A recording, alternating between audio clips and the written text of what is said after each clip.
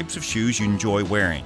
Then after measuring your feet, we are going to fit you from a selection of over 300 styles and sizes of arch supports.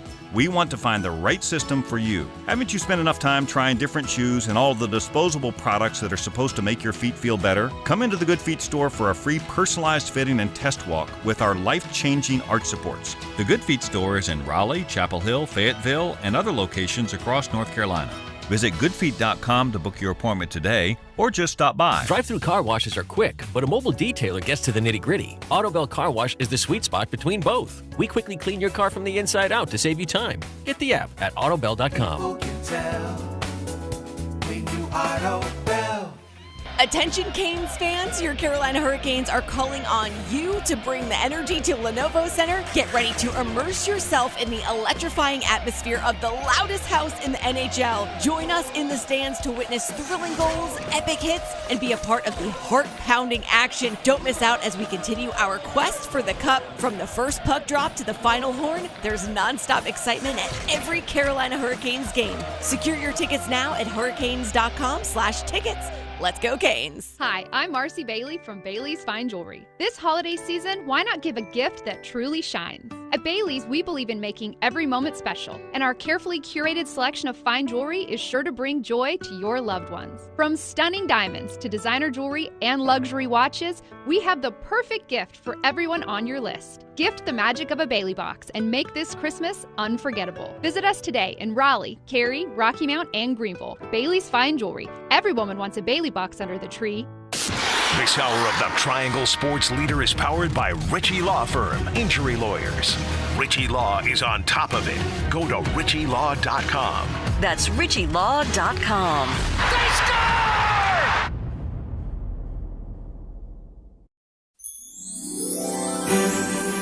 Roslovic needed an inch of daylight and he found it. 13th goal of the season for Roslovic at 3-1. It's Carolina on top. Back for Natchez traffic. They score! Marty Natchez! You can't spell Canes without it. And Carolina on his 14th of the year on the power play to boot. Svechnikov, bingo! Andrei Svechnikov into the empty net. It's 5-3 Carolina.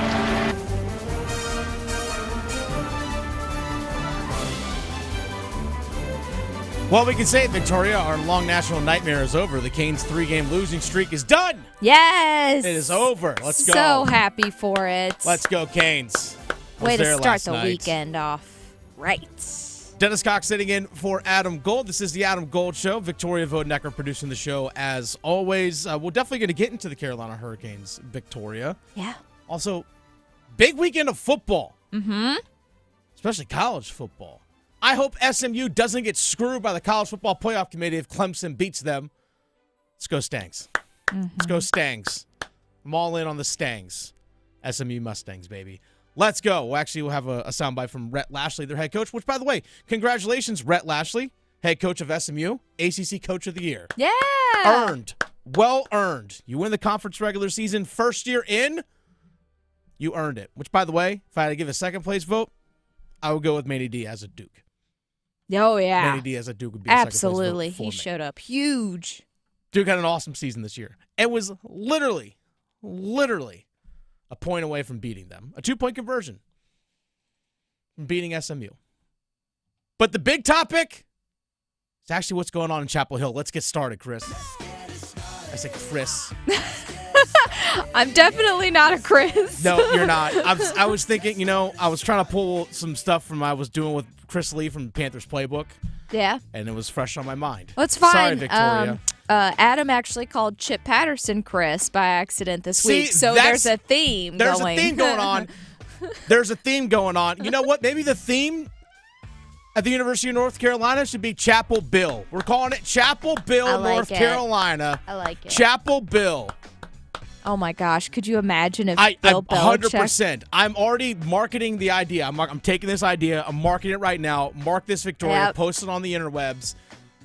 We're making T-shirts and cut-off gray hoodies that just say Chapel Bill on. Oh, they have to be cut-offs, for sure. Cut-off gray hoodies that say Chapel Bill in Carolina blue, and T-shirts that say Chapel Bill on them in Carolina blue. If anyone starts printing those, I want royalties. Friday, 12:02 p.m., Right. December 6th, I want royalties. Time For stamp. real. The reason why I say Chapel Bill, it was reported yesterday by Inside Carolina. It's since been confirmed by ESPN, CBS Sports, just everyone, that Bill Belichick, that's right, the former New England Patriots head coach that has all those Super Bowl rings that he has to use both hands to put his Super Bowl rings on, including the ones he won as a defensive coordinator,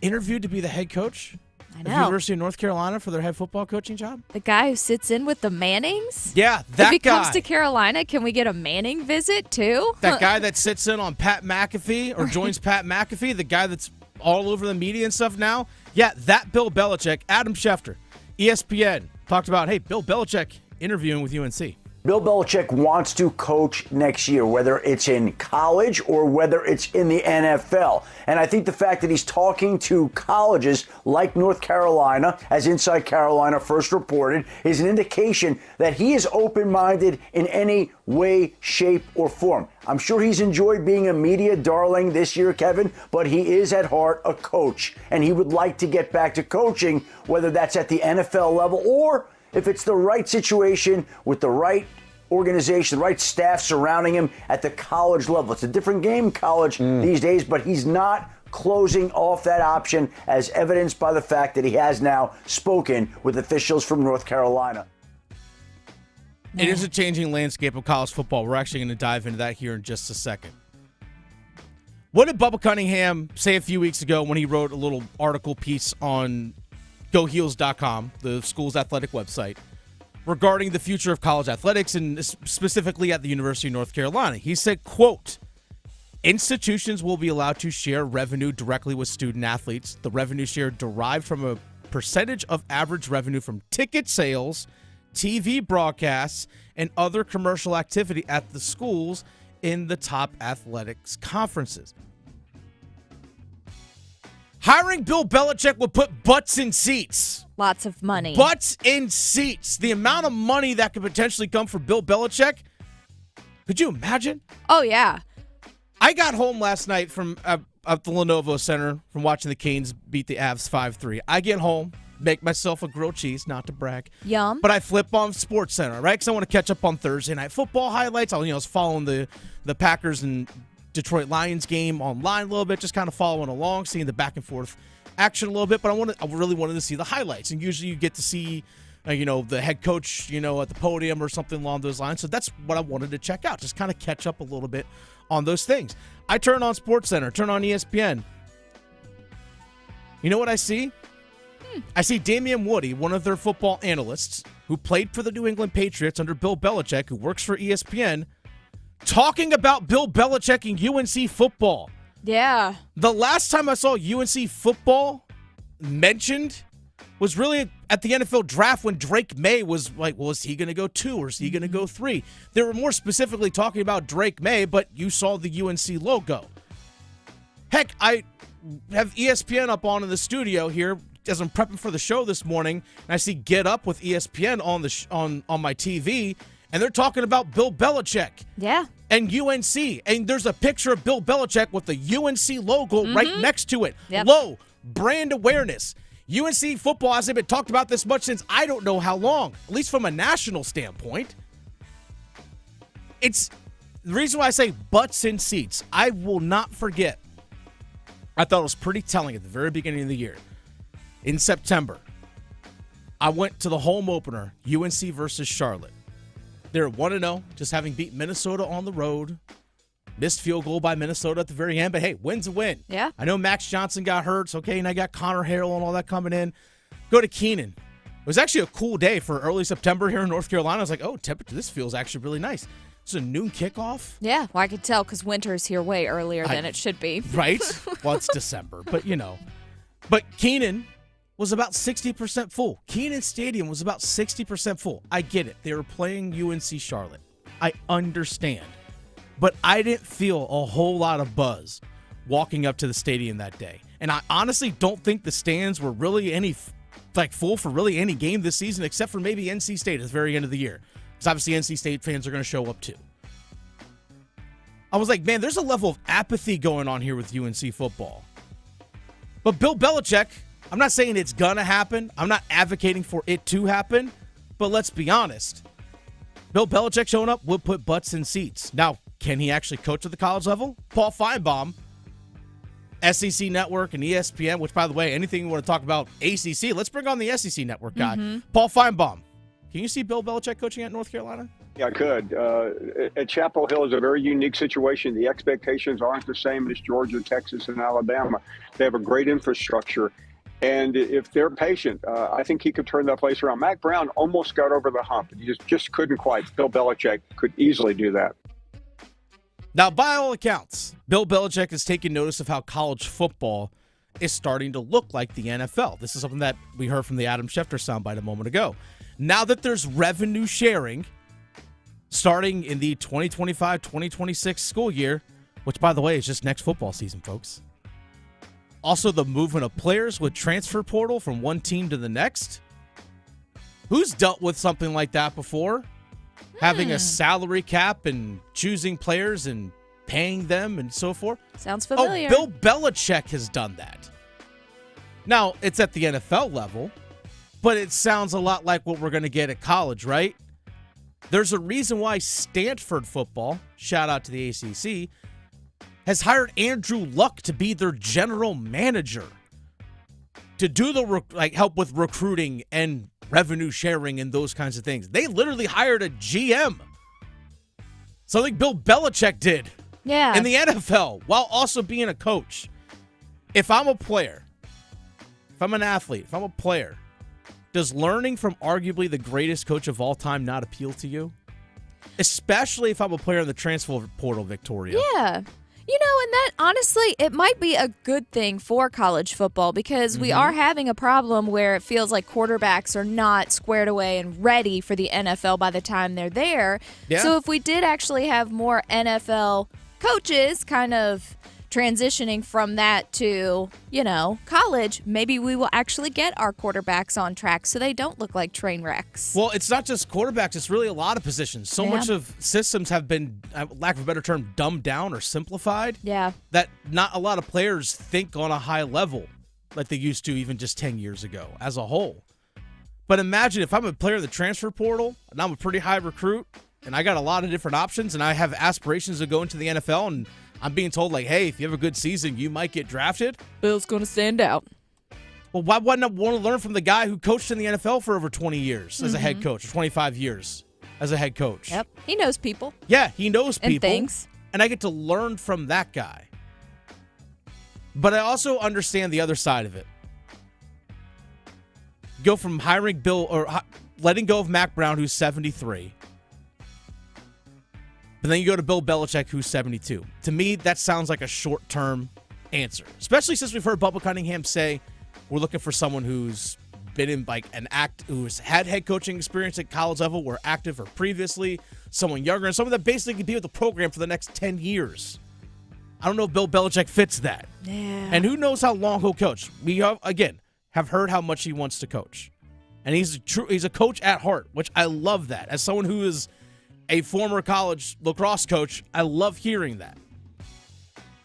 I'm just wondering how he'll be able to adapt at the college level. There's so much more you have to deal with. You got to meet with boosters. There's fundraising. You have to deal with the NIL collective. There's more players to manage. Kids have class schedules. There's restrictions on the NCAA in terms of number of hours that you can require players to participate in sports-related activities. You have a mandatory day off during the week. All this will be a massive adjustment for Bill Belichick. But man, Chapel Bill does have a nice little ring to it. Yeah. Chapel Bill has a nice ring to it. I know. Like we talked about before, the Panthers didn't want him, but let's get him in a different blue. Exactly. You know what? I'm all for it. Still says Carolina, right? It does. Still says Carolina. Don't worry, we're going to touch on this a little bit more, but it's pretty fascinating to see how much North Carolina is being talked about now because of this. Yeah. Brand recognition, folks. Let's switch gears here. Last night,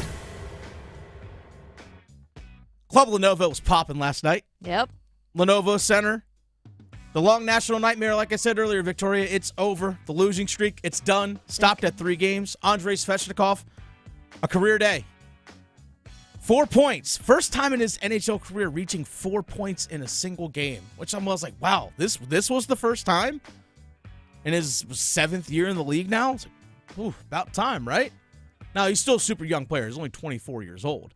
But I was like, man, it's finally reached a 4-point game in his career. Had a goal and 3 assists last night. Andrei Svechnikov, believe it or not, despite a great game, wasn't feeling his best. Actually, not great, but, I kind of pick it up in a game, in a second period and all that stuff. But, obviously, it's nice to get the point and, it's give you a confidence for sure and, just continue with that. Said his legs were feeling kind of heavy, which I get it. You just played a couple nights ago. They've played a ton of games. Mm-hmm. In the month of November, they played 15 games in 30 days. That's a ton. It's a lot. A ton. Especially over the last 10 days of the month, they played 7 games in 10 days. It's been pretty physically taxing on these guys. They actually played tomorrow on the road. They take on the New York Islanders. But I was thinking, I actually filled in for Adam Gold yesterday doing pregame and intermission and postgame. And I was speaking with Walt Ruff of Hurricanes.com during one of the intermissions. And game 27 is tomorrow for the Carolina Hurricanes. Game 27. After 27 games last year, the Canes were just 14-12-1. That's a 500 hockey team. That's like Columbus Blue Jackets, what they are right now this season type thing. That's the Colorado Avalnche, whom they just beat last night, is 14-13. Yeah. A 500 team. They had that infamous or famous, however you want to describe it, players-only meeting after losing, if I remember correctly, was to Vancouver, where they're on that road trip through Canada where they just were bad. Like, awful. Had that players-only meeting. And what was something that we heard a lot of after a lot of these games?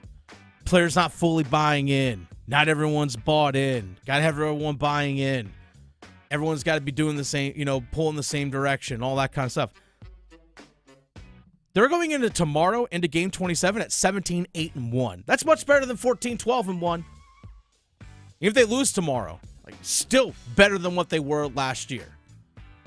And even during that recent losing streak of 3 games, and again, a little bit of an overall skid, a little bit more than that, but we never heard anything along the lines of everyone's got to be buying in, everyone's got to be pulling in the same direction. There wasn't really any of that. It was, hey, it's stuff that we got to correct on the ice. For a team with so many new pieces, they adjusted quite well so far. We saw Eric Robinson score again yesterday. Jack Roslovic score again yesterday. Sean Walker getting an assist yesterday, making a good play at the blue line to keep the puck in. That led to Jack Roslovic's goal. A lot of different and new pieces. Heck, you got a rookie in Jackson Blake playing out there. There's a lot of different pieces that are William Carrier as well. New faces, and sometimes it takes a while for guys to adjust to Rob Brendamore's system about how they skate. Took Brent Burns a while. Took Dmitry Orlov a while. But last night, even when Colorado was making their push, they had a great response. And that shows the makeup of a really, really good team. Is that when other teams are making their push, that you respond accordingly. And Rob Brindamore talked about how the effort and the response was much better last night compared to Tuesday against Seattle. Yeah, well, obviously that was, complete opposite really on Tuesday. But I thought tonight from the start, we had, we obviously every night you have a game plan, you have an idea what you're trying to do, you know the tendencies, and you have to execute. And tonight at least we executed the plan as best we could. They did. They definitely did do that. And you know what?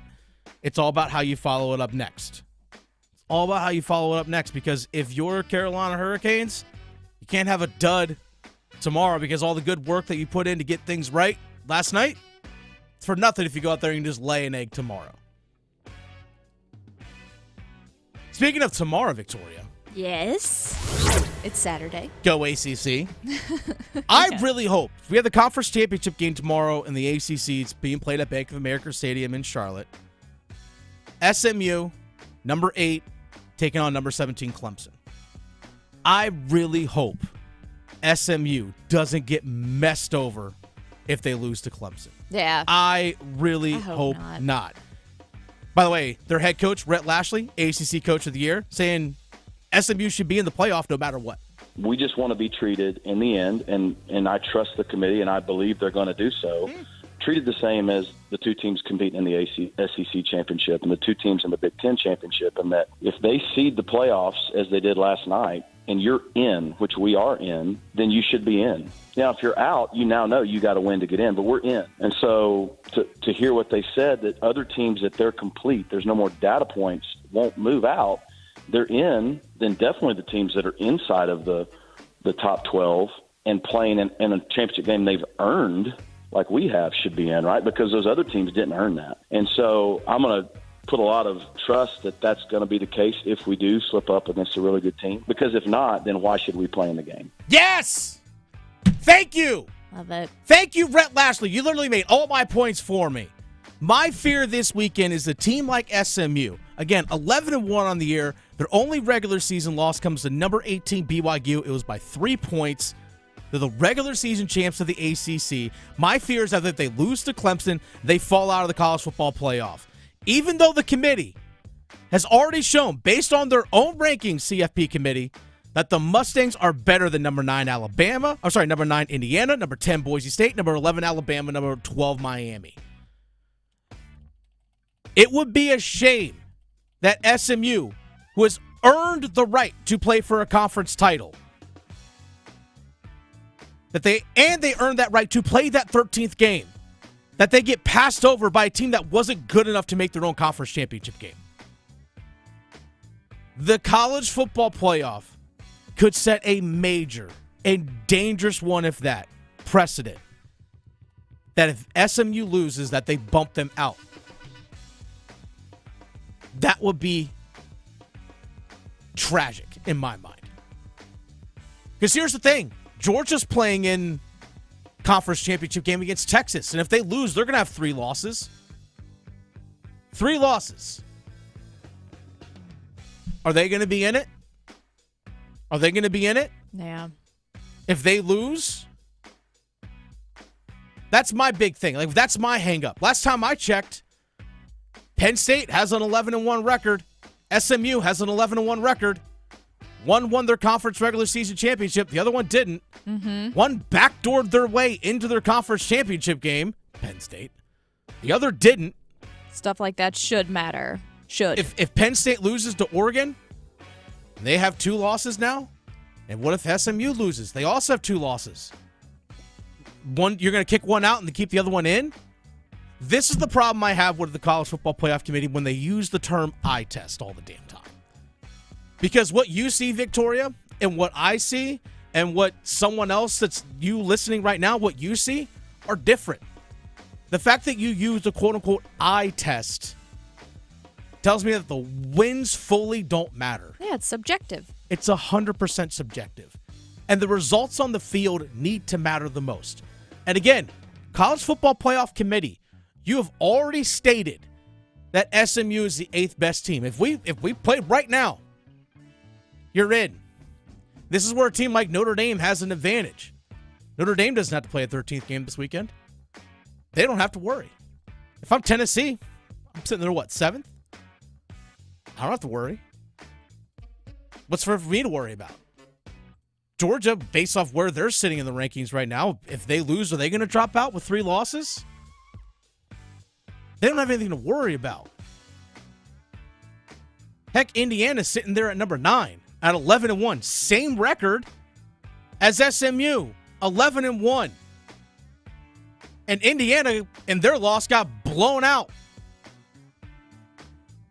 But guess what? If SMU loses, are they going to all of a sudden drop below Indiana? Because Indiana didn't have to play this weekend? It would be a shame that you penalize teams for their success of the regular season in this case. Yeah. It would be a shame if you penalize the team for their success in the regular season.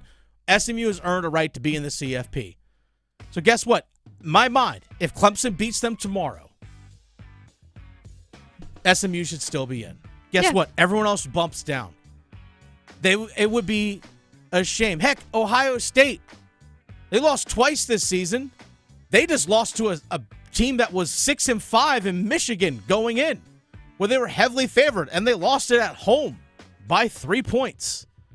A Michigan team that's not ranked as high as BYU. The team that SMU lost to by 3 points. But Ohio State with 2 losses, do they have to worry about it? Doesn't look like it. They don't have to play this weekend. They don't have to worry about it. That's the shame. That is the system right now of college football for the CFP is a terrible one. Yeah, it doesn't give them anything to fight for. I mean, doesn't. Who cares about your regular season, like winning any games, if it doesn't matter in the end? What are you fighting for? Let me ask you this question. If Carson Beck gets hurt for Georgia and they... Yeah. Like... well, their quarterback's hurt. Bye. Yep, can't be in and out. Can't do that. Heck, what if SMU, what if their quarterback gets hurt? I mean, I know they're going to win the conference championship, but my point is this. You should not penalize teams that have earned the right to play this 13th game, that have earned the right to compete for a conference championship. You should not penalize them, especially a team like SMU. Shouldn't do that. Get it right, CFP. Also, SMU, take it out of the committee's hands, win. Mm-hmm. But hey, Clemson's a decent team. They're ranked 17th. Yeah. 1 spot ahead of BYU. This whole system's flawed. The whole thing is. Very. The whole thing is flawed. It would be, imagine you get like a 3-loss Georgia team and a 3-loss Alabama team in the college football playoff, but the ACC regular season champ with only 1 loss in the regular season doesn't make it. That's infuriating. It's deflating for them and infuriating. Yeah, and especially after last year, seeing what happened with FSU, not trying to stick up for them, but seeing that, I mean, they were completely... They should have been in there. FSU got messed over last year. They did. Call it what it is. They as did. much as we can cry about what they're doing right now, suing the ACC and all that kind of stuff. They earned their way in. Congrats, you earned your 1-win season this year, whatever it was. Yeah. They still got messed over last year, and I hope SMU doesn't get messed over. And Rhett Lashley, their head coach, everything he just said a moment ago, 100% spot on. Yeah. This is the Adam Gold Show. Dennis Cox sitting in for Adam Gold this evening. Victoria Vodenecker producing the show as always. Victoria? Yes. The Panthers find themselves in a position they haven't been in a while. Ooh, buddy. We'll talk about that in 4 minutes. Serving it up hot and fresh every day. Adam Gold on the North Carolina Sports Network.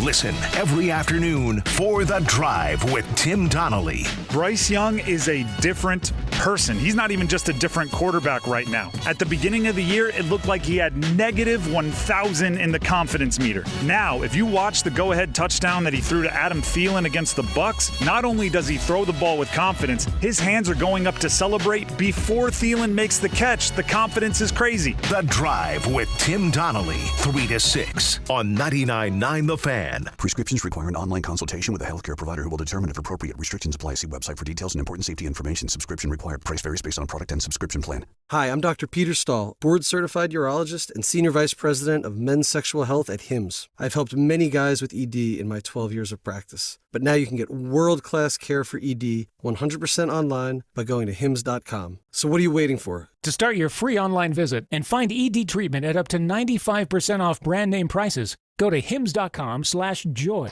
Morning. I'm starting my health journey with my new blender. I got 2% cash back on it with the new Cash Rewards Plus card from Navy Federal Credit Union. I got unlimited 2% cash back on these carrots, apples, bananas. It's 6 in the morning. Oh, I also got 2% back on these smoothie glasses. I'm going back to bed. Oh yeah, I got 2% back on the mattress. Sleep tight.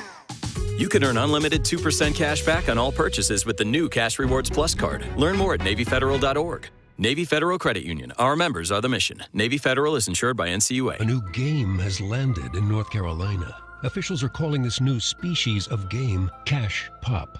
So easy to play, it's out of this world. Reports confirm you just pick and match one number to win up to $2,500. With 5 drawings every day, cash landings have been cited across the state. So be on the lookout for Cash Pop from the North Carolina Education Lottery. The wins are out there. Must be 18 to play. See Cash Pop prize and odds chart at nclottery.com for details. Problem gambling helpline 877-718-5543. Experience a Raleigh tradition. Head to Amedio's Italian Restaurant, a family favorite for over 60 years. From weekly specials to their famous homemade recipes, Amedio's uses only the freshest ingredients. Need a touchdown for your tailgate? Amedio's offers delicious takeout, perfect for cheering on the Wolfpack. Or they can host your private party. Amedio's even caters. Amedio's Italian Restaurant, Raleigh's Taste of Italy since 1963. Visit AmediosRestaurant.com for details. During the Ram Wrap-Up the Year sales event, take advantage of huge deals on a wide selection of built-to-serve Ram trucks. And right now, finance and get $8,500 total cash allowance on the 2025 Ram 1500 Bighorn Crew Cab. Go to Ram.com and hurry to your local Ram dealer for $8,500 total cash allowance on the 2025 Ram 1500 Bighorn Crew Cab. Hurry to the Ram Wrap-Up the Year sales event today. Financing for well-qualified buyers through Stellantis Financial. Not all customers will qualify. Residency restrictions apply. Take delivery by 1/2/25.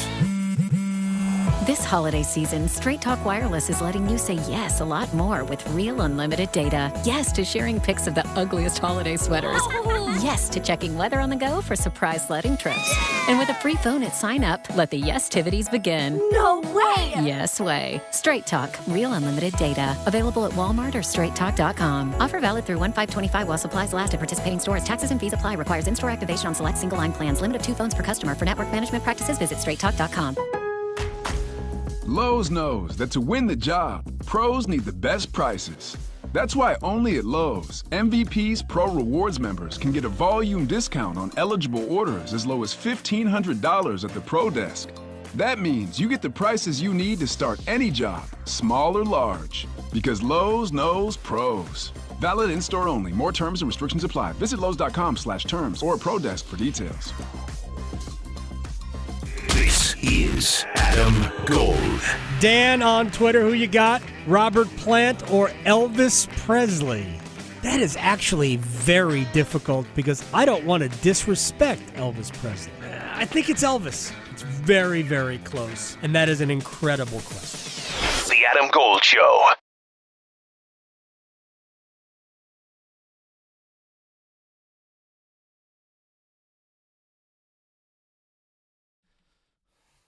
I think the Eagle that's going to be flying this weekend is going to be Saquon Barkley, let's be honest. I know. I need my Panthers, though, to try and fly. Grow some wings.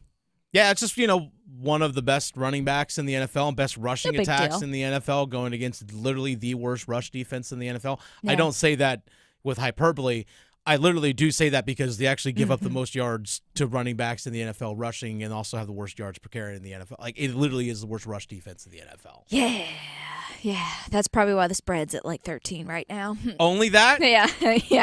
It's the Adam Gold Show. Dennis Cox sitting in for Adam today. Victoria producing the show today. Still here, holding the fort down. Holding the fort down. Your name is not Chris. Definitely not Chris. The Panthers find themselves in a position they haven't been in a while, Victoria. Mm-hmm. They're not a joke anymore. I know. Isn't it great? They're not a joke. It's been a minute. Now, the last 4 games, all decided by 3 points or less. You beat the Saints by 1.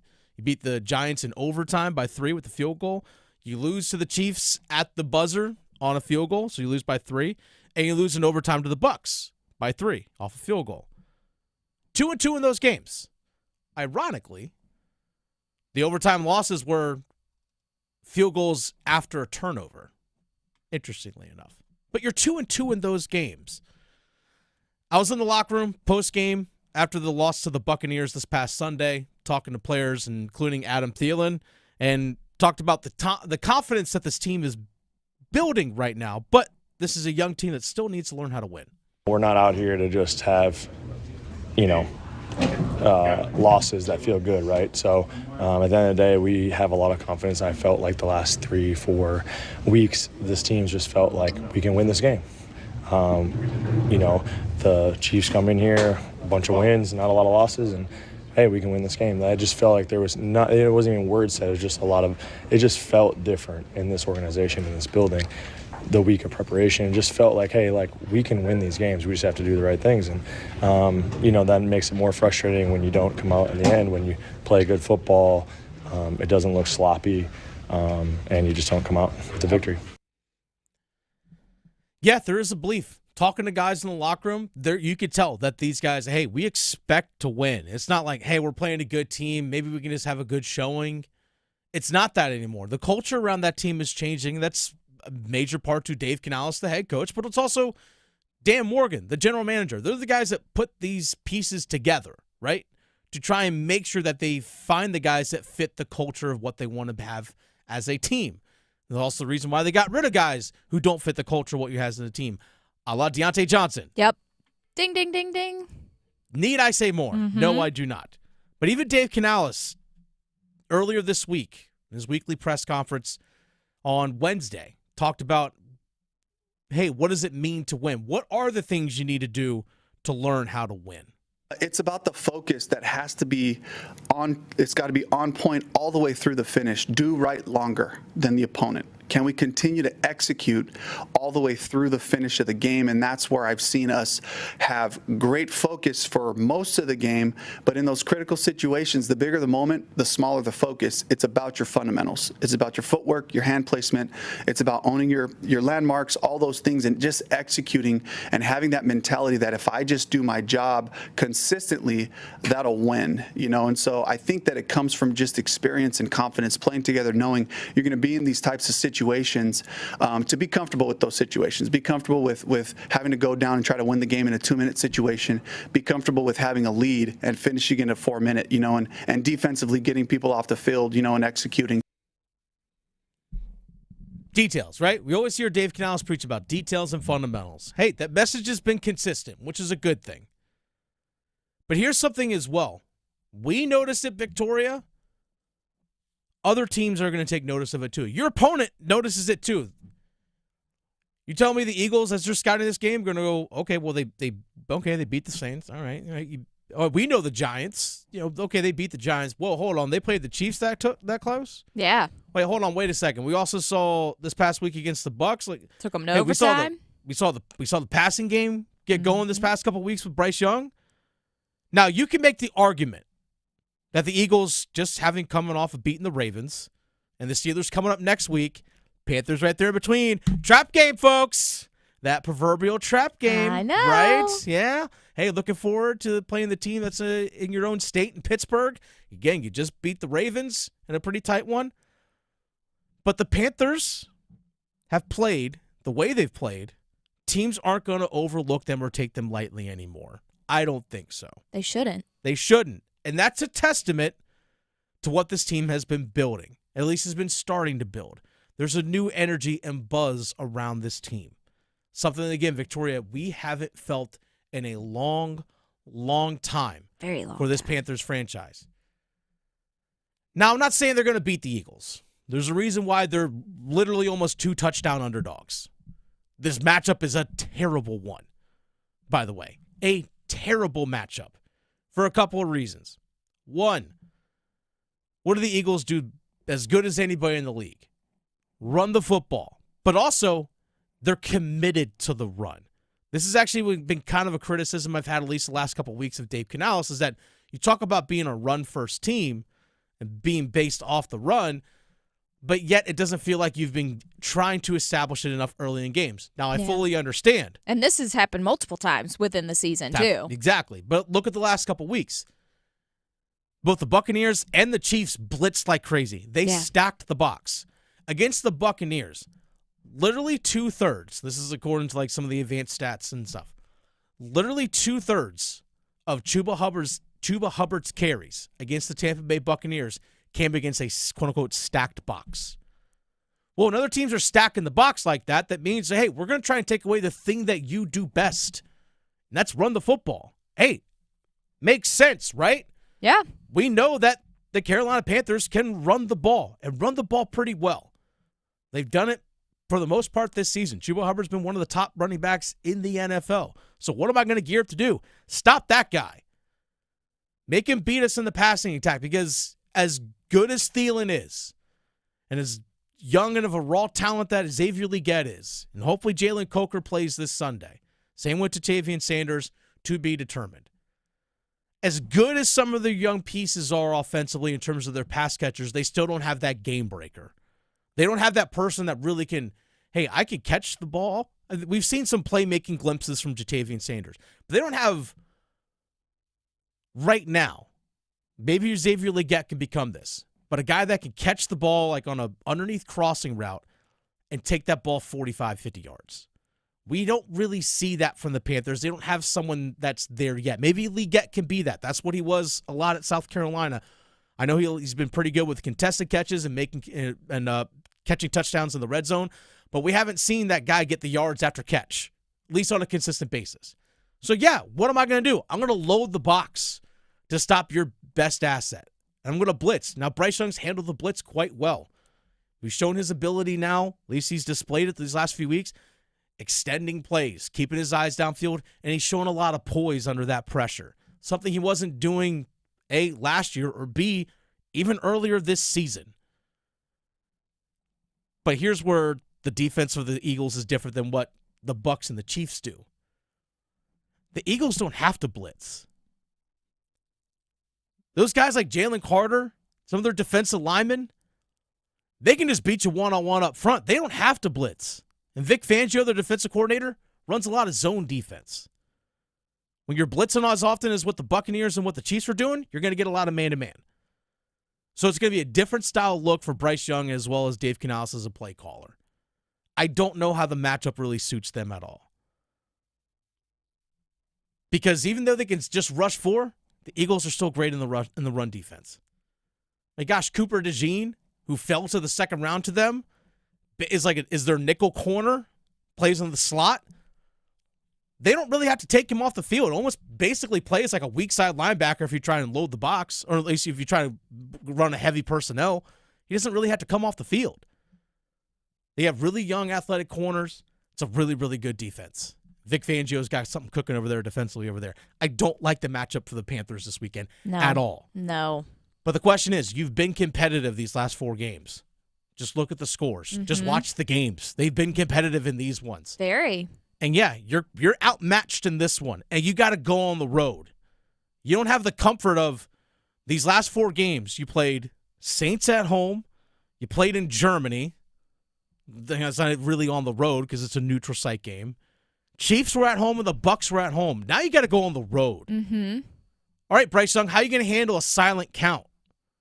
How are you going to handle those kinds of things when Lincoln Financial gets popping? Hopefully it doesn't snow either. Hey, you know what? Bring it. I love snow football games. I just don't know. I'm wondering how Bryce would do in snow games. I mean, we haven't seen it yet. We haven't seen it yet. That's why it's a big question mark. But who knows? But you know what? I'm going to be watching this game anyway. Oh, yeah. But if there's ever snow football, put it on my TV. Oh, I love it. If there's football in the snow, I want it on my television. I don't care who's playing. I know. But I'm going to be locked in on this game for sure. I hate the matchup. How does Bryce Young, how does Dave Canales handle this environment on the road now when there's an expectation for you to be competitive? Yeah. Because in the past, it was just kind of like, let's just maybe, like, hey, they were kind of okay. Mm-hmm. Like, now it's like, no. We expect you to be competitive. Maybe we don't expect you to win, but we expect you to be competitive. Right. And the one little thing that might help is that, like you said, it could be a trap game because this is sandwiched in between bigger games for them. They got the Steelers after this, so you would think, but I think the Panthers have earned the respect. Oh yeah, of for hey, sure. You know what? You can't mess around because you will find out. But Barkley is still trying to get that MVP, so that concerns me. Feed him the rock all night, all day. It's the Adam Gold Show. Dennis Cox sitting in for Adam Gold this afternoon. That voice you just heard was Victoria Vodnecker. When we come back, she's going to tee up some one-timers. Going beyond the box scores. Adam Gold on the North Carolina Sports Network. Open enrollment for health insurance is here. But don't worry, North Carolina Farm Bureau Insurance has you covered for all your health insurance needs, including Medicare. And with offices in every county, a trusted, experienced agent is just around the corner, ready to help find a plan that's right for you. Visit ncfbins.com or stop by your local office today. North Carolina Farm Bureau Insurance. Helping you is what we do best.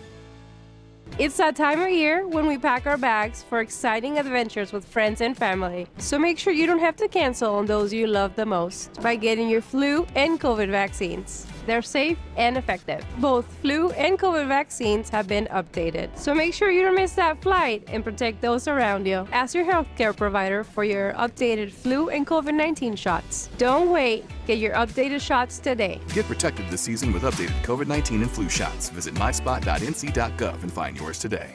You wouldn't ask your mechanic to help stage your property for an open house. As NC Realtors, we're experts who make buying or selling property easier for you. Using the latest technology and armed with local insights, our Realtors help you find properties you would want to call home. We also know which details make your property more attractive to other buyers. From start to finish, our Realtors know. Find out more at ncrealtorsknow.com. AARP is working hard to make sure people in North Carolina are getting the most out of life. Whether it's helping you stay healthy, save more money, care for loved ones, or simply have some fun, AARP is making a difference in communities across the state. You have a wise friend and fierce defender with AARP. Learn more about progress being made for older adults in the state by listening to AARP Without Limits. You can find the latest episodes of AARP Without Limits wherever you listen to your podcasts. Adam Gold here, and it's time to tackle the NFL on FanDuel, America's #1 sportsbook. And right now, new customers can get $150 in bonus bets if you win. FanDuel Sportsbook app gives you everything you need to place live bets on the NFL all in one place. So when you get a hunch in the middle of the game,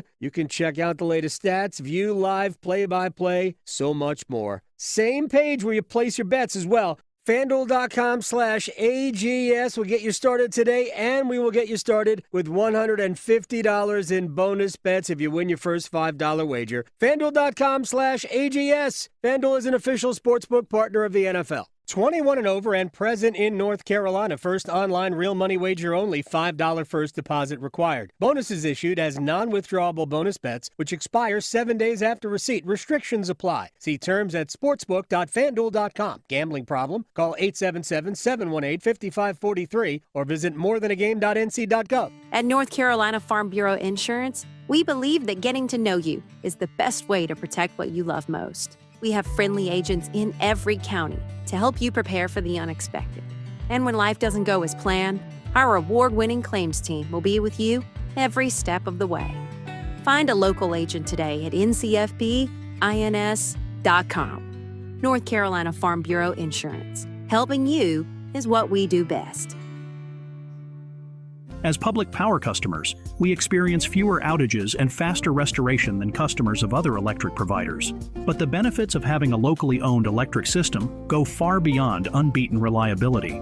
Our local public power employees support our community, providing electric hookups for events, installing and maintaining ballpark lights, holiday lights, traffic lights, street lights, and more.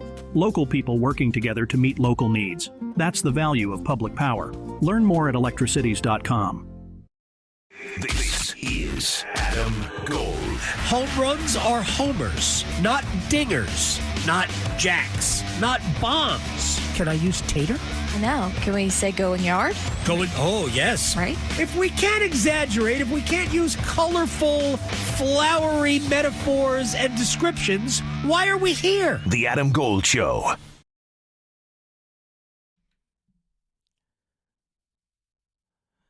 If you missed any part of the Adam Gold Show, make sure you check it out on the Best of the Adam Gold Show podcast, wherever you find your podcast. But also, you can follow it on YouTube. 99.9 The Fan in Raleigh is the flagship station of the Adam Gold Show.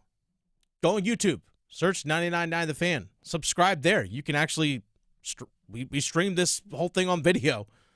So you can see, whether in the case today, me, as well as Victoria, or when Adam's hosting, Adam and Victoria. Or Graham, if Graham is sitting in for Victoria, or whomever's here. But you can stream the whole show live. You can actually leave thoughts and comments in the live YouTube stream. Also, there's videos that Victoria cuts and puts up on the YouTube feed as well. So if you want to leave your thoughts in the comments, well, we read these things. And we actually really enjoy the interaction that you all as listeners have with us, because we love to hear your opinions, your insight, your thoughts. It's nice because we're all sharing opinions here. We're all sharing thoughts, and we want to hear yours as well. Be part of the community. So make sure you like and subscribe while you're at it on 99.9 The Fan's YouTube page, and subscribe to the Adam Gold Show. Like, for example, I posted the question out there on the YouTube chat, Victoria, of who wins between the Carolina Panthers and Philadelphia Eagles. Let us know your score predictions. You know what? Weigh in. Your chance to do it. Be part of the show. But until then, Victoria, we got some one-timers we got to hit. Oh, yes, all kinds of one-time. It's all over the board, this go. So let's see. Where shall we start? So recently, I don't know if you had seen the updates about Trevor Lawrence, but now he's definitely, well, I don't want to say definitely, but likely to be out for the rest of the season because of the Al-Shaair hit that was nasty. And he also has to undergo like a surgery, a shoulder surgery. So he's got that on top of everything else. Yeah, I know they put him on injured reserve, so he's out at least a minimum of 4 weeks. Yeah. And with, basically the season coming to a wrap. Exactly. Makes sense. He's done. So Al-Shaair, he got a suspension, 3 games without pay.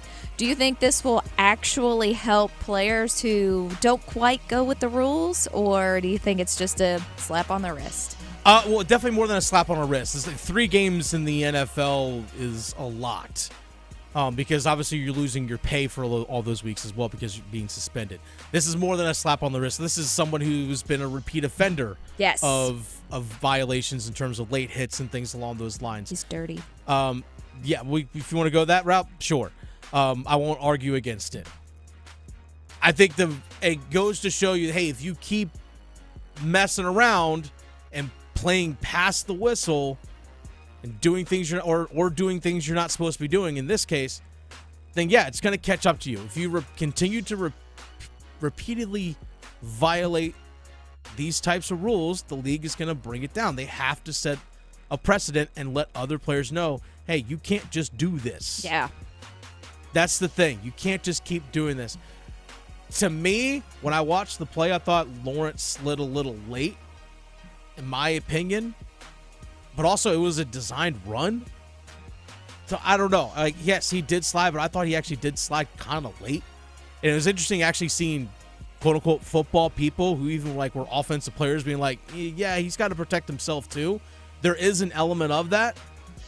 But I think to me, the suspension was warranted, in my opinion. Even though I thought Lawrence did slide a little late. It was a little bit closer than what people realized, but I also wonder this as well. If Lawrence didn't get knocked out, would this suspension have come? That's my big question. I think sometimes there's a reaction to the injury that takes place as opposed to just the action that caused it. Because if Trevor Lawrence popped up and he's okay, who knows if he's suspended? I think part of the suspension was also the post-ejection antics from him. I think that also weighed a bunch into it too. Yeah, he kept going. For anyone who didn't see it, he kept trying to fight people on the field. I think that weighed a lot into it as well. Was like, hey, it's not just the hit, it's also what you did afterwards. Yeah. Well, moving on to the ice. The Canes grabbed a win against the Avs last night. So do you think that this helps change their mentality, especially with the newest goalie going to be in net? I think he's going to be in net for the Islanders game coming Dustin up. Tokarski? So, yeah. He might play. I don't know. It would not surprise me that if Kochetkov plays tomorrow. I still think the fact that you sent Spencer Martin back down to Chicago and you signed a 35-year-old journeyman to be your backup goaltender for right now, to me, that tells me that you are keeping all your options open regarding what you want to do with goaltending. Now, here's the luxury that the Carolina Hurricanes do have. They play tomorrow on the road against the Islanders, but you have 2 days off before coming back home to Lenovo Center to play the San Jose Sharks. Then you have 2 days off again before you're again back at home taking on the Ottawa Senators. I think you can ride Kochetkov at least through next week, and then even possibly at home against the on Sunday the 15th against the New York Islanders once again.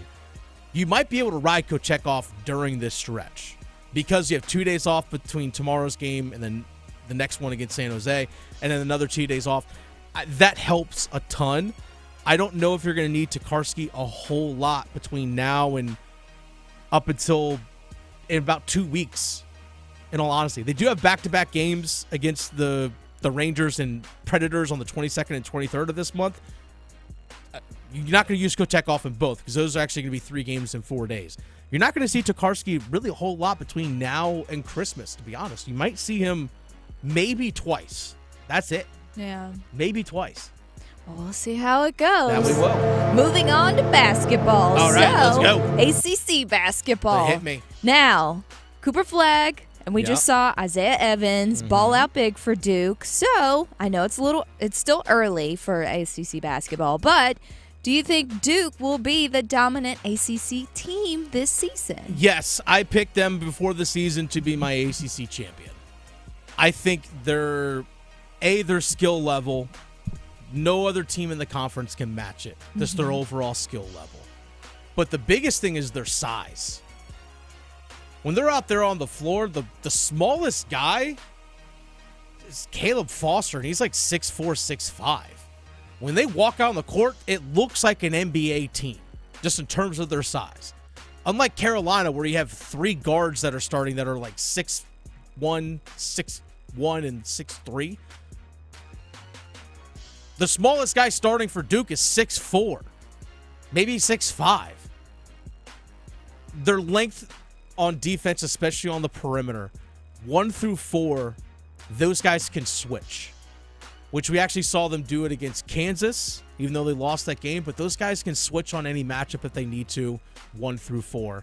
And their length on defense really is what's going to be the difference for them going forward. All right, this might be last but not least. All right. So, who do you see where I'm looking at the NFC South right now? And the Falcons are 6. I know. Gross. The Falcons are 6-6. The Bucks are 6-6. Saints are 4-8, and then of course my Panthers are 3-9. Who do you think now potentially might win the NFC South? Because it keeps going back and forth between about 2 teams. So, who do you think? I know we have only a minute left here. This is so ugly. It's nasty. This is gross. This is like, ugh, what cold piece of chicken do you want to eat? Honestly, I might have to go. Do I go with the Bucks in this one? I love the talent of Atlanta, but Kirk Cousins can't get out of his own way right now. No. They're just falling apart right in front of us. I mean, 2 weeks ago, I would have said the Falcons, but believe it or not, the Panthers have a chance to win the thing still. They do. And if there's a franchise in the NFL that knows how to win a division with an under 500 record, it's the Carolina Panthers, baby. It's the Panthers. Give me the Bucks. Give me the Bucks to probably win this division. Especially with Mike Evans now. Yeah, with him being back fully healthy. But I don't feel confident in any of them, to be honest with you. But would not be shocked if 7-10 wins the division. Chapel Bill, we calling it that? We'll have that next. Serving it up hot and fresh every day. Adam Gold on the North Carolina Sports Network. Adam Gold here from my friend Gordon Miller, Miller Lending, Kildare Farm Road in Cary, and we're trying to save you money, a lot of money. Closing costs are evil. They are unnecessary. The bank charges you fees to charge you interest? What? You're already paying for the loan. Plus, didn't you put a down payment on the house? That's a lot of money coming out of your pocket. So let's save it where we can. Don't pay closing costs. And then when the rates come down, and they will, and Gordon says that they'll be in the 5s during the next calendar year, you can save thousands of dollars refinancing and lowering your payment. So you save thousands on the closing costs, and you save hundreds when you refinance, again, free of charge. Miller Lending on Kildare Farm Road in Cary. They are the home of the original no closing cost mortgage. Miller Lending. Gordon Miller did this so you could save a lot of money because you have other things to buy, especially during the holiday season. Miller Lending, an equal housing lender, NMLS ID 250-2146. Mitchell Heating and Cooling. We do the job right every time. Mitchell Heating and Cooling is celebrating 51 years of trusted service. And to celebrate, get a furnace tune-up for just $51. That's peace of mind heating for only $51. Visit MitchellHVAC.com. Mitchell Heating and Cooling, quality products and services on time from a family you trust. It's hard to stop a train. The best solutions every time.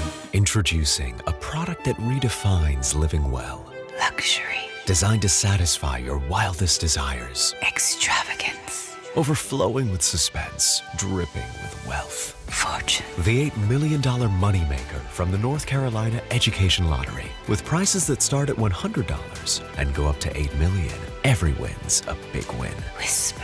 Must be 18 to play. Approximate overall odds of winning are 1 in 4.14. Problem gambling helpline 877-718-5543. At Diamonds Direct, we have the perfect gifts for the season, starting at around $500. Come and let our experts help you pick out that headliner gift. Or for some fabulous ideas, see the online seasonal gift guide now at diamondsdirect.com. You can even chat now with a virtual assistant. We've got special financing so you can spread out your payments. Get directions, details, special showroom hours, and our holiday gift guide now at diamondsdirect.com. Diamonds Direct. Your love, our passion. Organize easy. Organize tough. Customize your work truck or van with upfit solutions from Van Products. Steel and aluminum shelving, toolboxes, data files, cabinets, drawers, conduit carriers, ladder racks, everything safe and secure. Everything built as unbreakable as you by Adrian Steel. Backed by the best warranty in the business. 3 years, 36,000 miles. Everything custom installed by Van Products so you know it's done right. From a single work rig to a fleet, choose custom installed upfit solutions from Van Products. It's Tim Donnelly for Window Nation. It's Window Nation's end of the year sale. Get 50% off all styles of windows and a bonus 10% off. Plus, you could get 0 interest for 6 years. Sale ends December 31st, so book a quote at 866-90Nation or at windownation.com. Okay, I have to tell you, I was just looking on eBay where I go for all kinds of things I love, and there it was. That hologram trading card. One of the rarest, the last one I needed for my set. Shiny like the designer handbag of my dreams. One of a kind. eBay had it, and now everyone's asking, ooh, where'd you get your windshield wipers? eBay has all the parts that fit my car. No more annoying, just beautiful. Whatever you love, find it on eBay. eBay, things people love. This hour of the Triangle Sports Leader is powered by Richie Law Firm, injury lawyers. Richie Law is on top of it. Go to richielaw.com. That's richielaw.com. WCMC HD1 Holly Springs. Take us with you on the radio, Instagram, TikTok, Alexa, and YouTube. 99.9 The Fan, the Triangle Sports Leader. Jake Bates, rookie kicker. The approach, sweeps the leg, kick on the way. He's got it! The Lions win! It is a new franchise record. 11 straight victories for the Detroit Lions.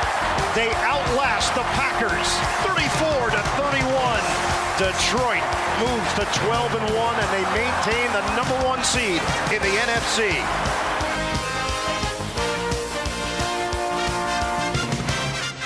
So I went back and watched some of that game this morning.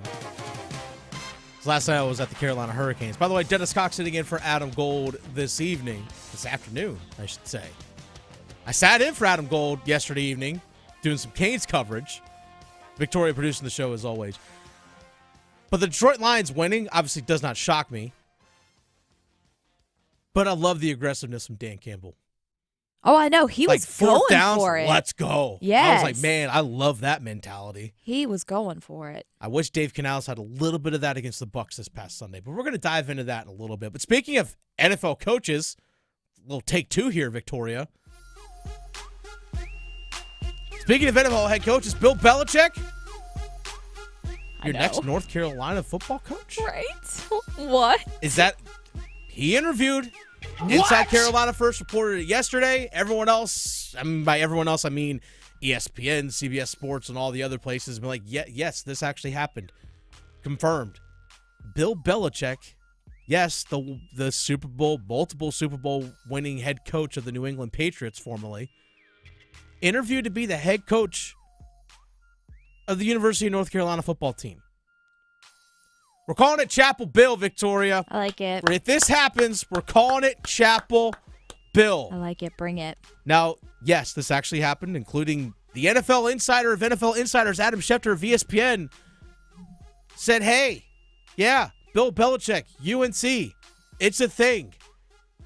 It happened. Here's Adam Schefter.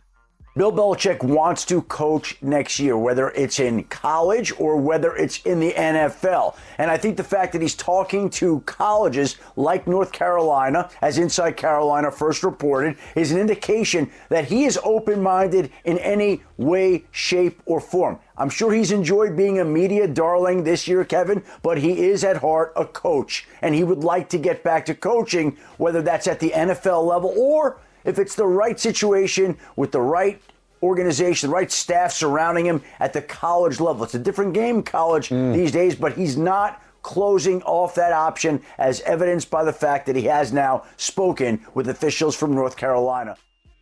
Yeah, okay, so that happened. It happened.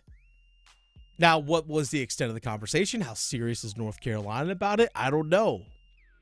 Only Bubba Cunningham could truly answer that. But you know what it would do? Put some butts in seats. Lots of butts in seats. It would put butts in seats. When's the last time you saw Keenan really sold out? Oof. Been a minute. I mean, I know NC State, when they show up, that place gets full. But yeah, there are games I went to this past season. I've brought it up before. I'll say it again. The home opener on a beautiful Saturday afternoon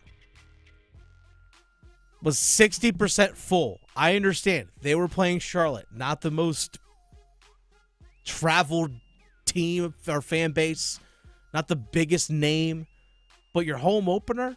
Yeah. And you were 60% full, I'd say? At least show up for that. Mm-hmm. Again, it's not like, hey, you know what, it's like 92 degrees. I don't want to sit out there in the heat and boil for a game against Charlotte. But no, it was a nice, pleasant day. I was like, wow, this feels really good. I remember walking up to Keenan in Chapel Hill going, there's like no buzz around here, it feels like. You want to get rid of the apathy? Bring in something like this.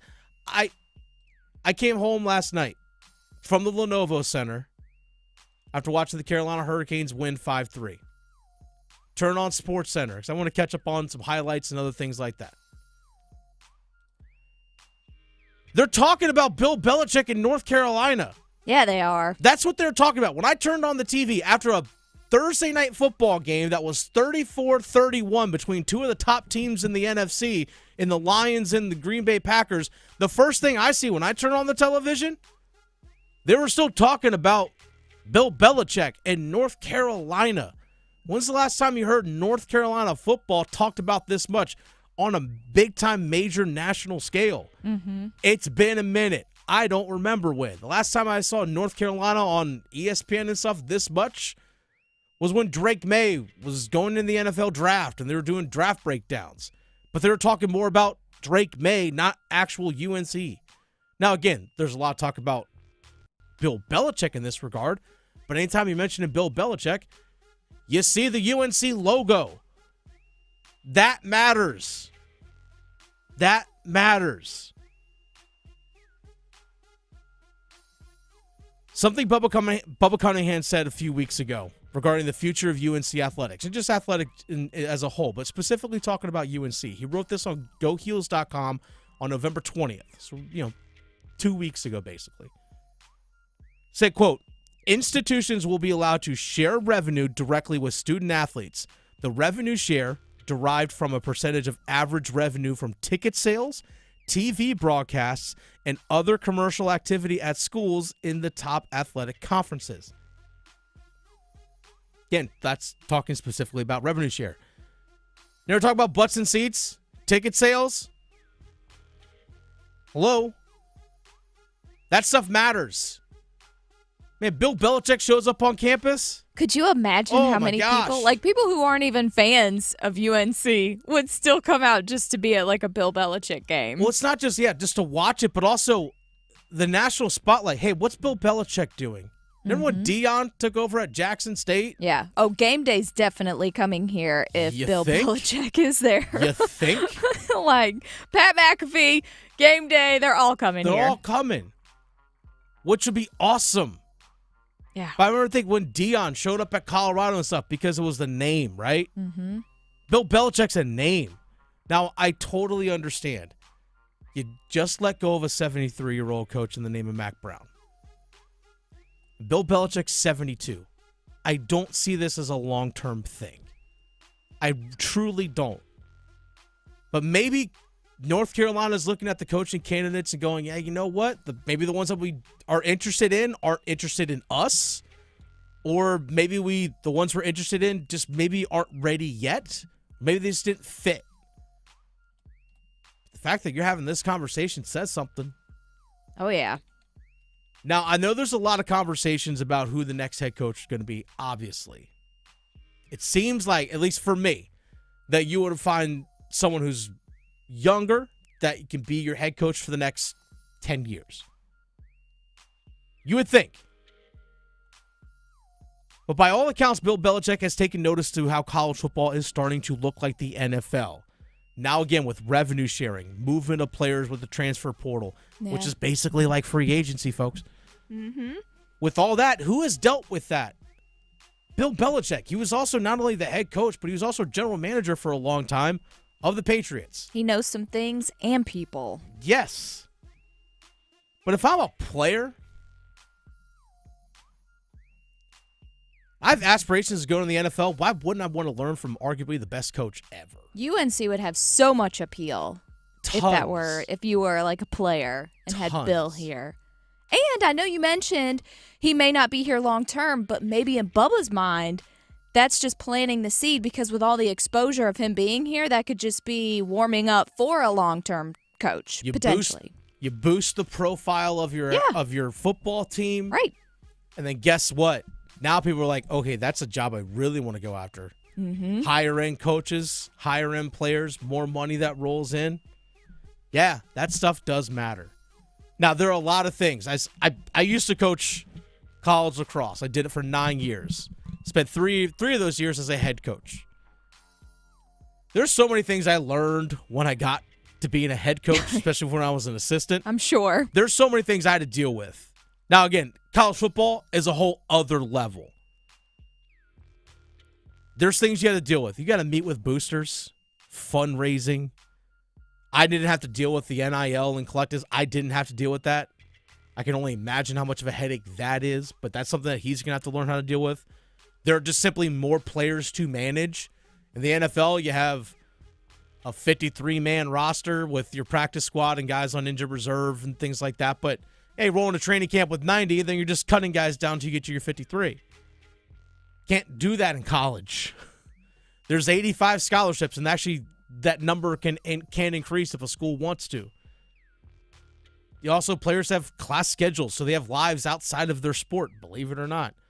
Restrictions by the NCAA in terms of number of hours you can require your players to participate in sport-related activities. And also, there's a mandatory day off once a week by the NCAA. All of that's going to be a major adjustment for Bill Belichick. All of it is. But if he puts the right staff around him, why not, right? Now, personally, just my opinion, this is what my gut tells me, I don't think this happens. Yeah. I don't think it does. It's a long shot for sure. Who knows? Maybe Bill Belichick is just using North Carolina to say, hey, guys, I'm open. And maybe if there are other jobs that are out there that people might be interested, like, hey, maybe we'll talk to Bill about this head coaching job. Like, oh, wait a second, he's already talking to another school. Let's make our move. Mm-hmm. Maybe that's opening the door up for Bill Belichick for other opportunities that he may want. I don't know. I can't speak on that. It crossed my mind. But, man, Chapel Bill has a ring to it. By the way, we're putting it down right now. I want royalties for anyone that starts selling Chapel Bill T-shirts and Chapel Bill cut-off hoodies.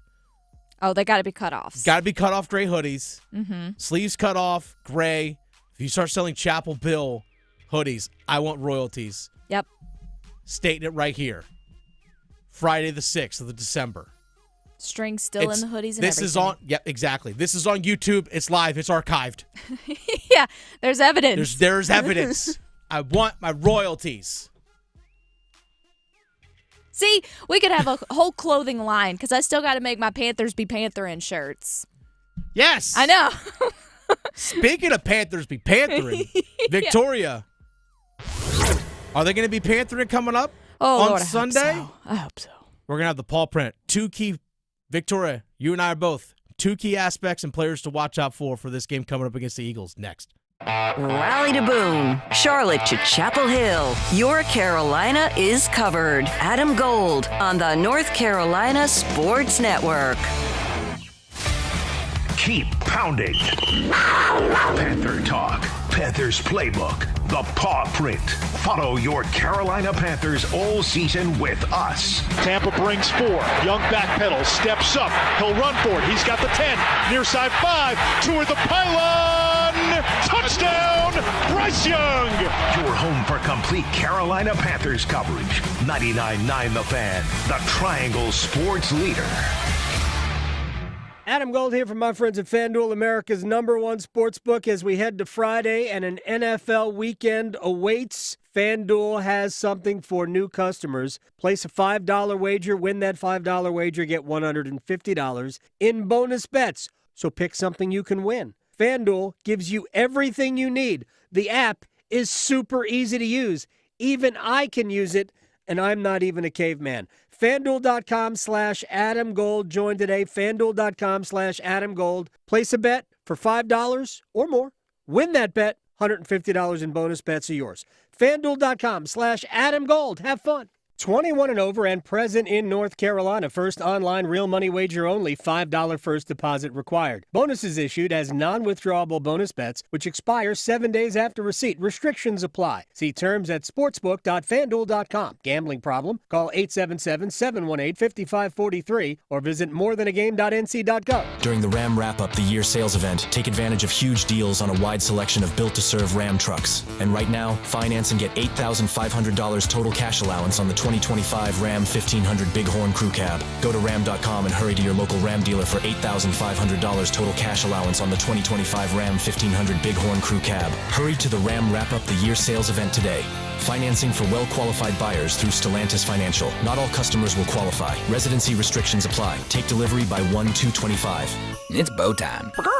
'Tis the season for food and family, but thanks to Bojangles, you don't have to spend hours in the kitchen when loved ones come home for the holidays.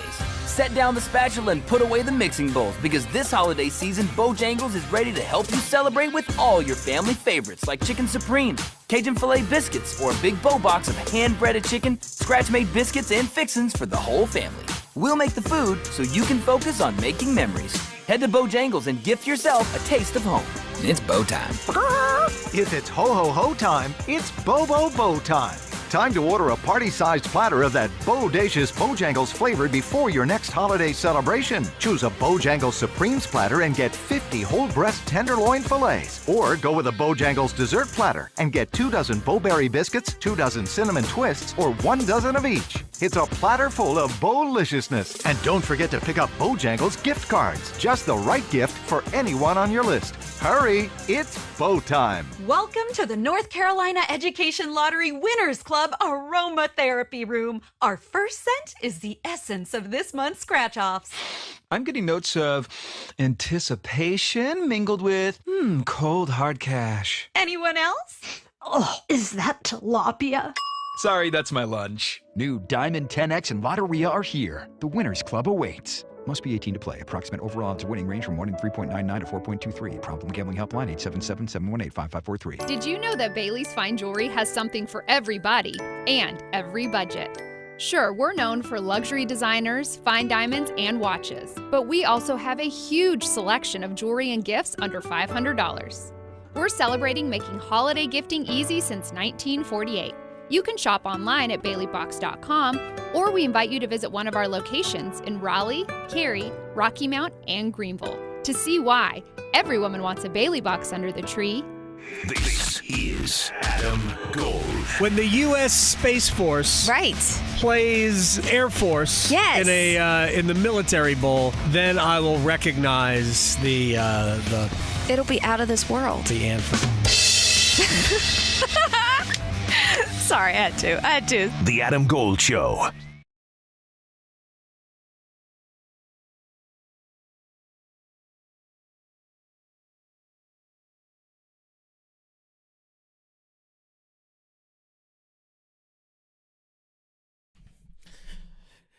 Victoria, have you ever been in a situation where you're sitting in a chair and all of a sudden it just starts sinking down on you? Yeah. That just happened to me. I'm ready to start talking and be like, Right. hey, Panthers. Never mind. Just maybe Apparently the chair is an elevator, and maybe that's an indicator for what the Panthers are going to look like this Sunday. Oh, I hope not. I know. Everything's like, hey, just slowly just going down. This is the Adam Gold Show. Dennis Cox sitting in for Adam Gold this afternoon. I said evening again. It's okay. I'm still, It's okay. Full disclosure here. Last night, I sat in for Adam doing Carolina Hurricanes pregame and intermission and postgame. So I said this evening a lot. And it's stuck now. It's just stuck there. Yeah, it happens. It's just stuck there. Yeah.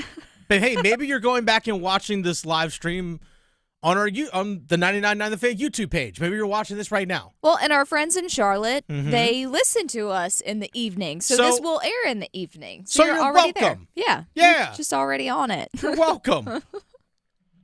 Let's go ahead and get into the Pawprint.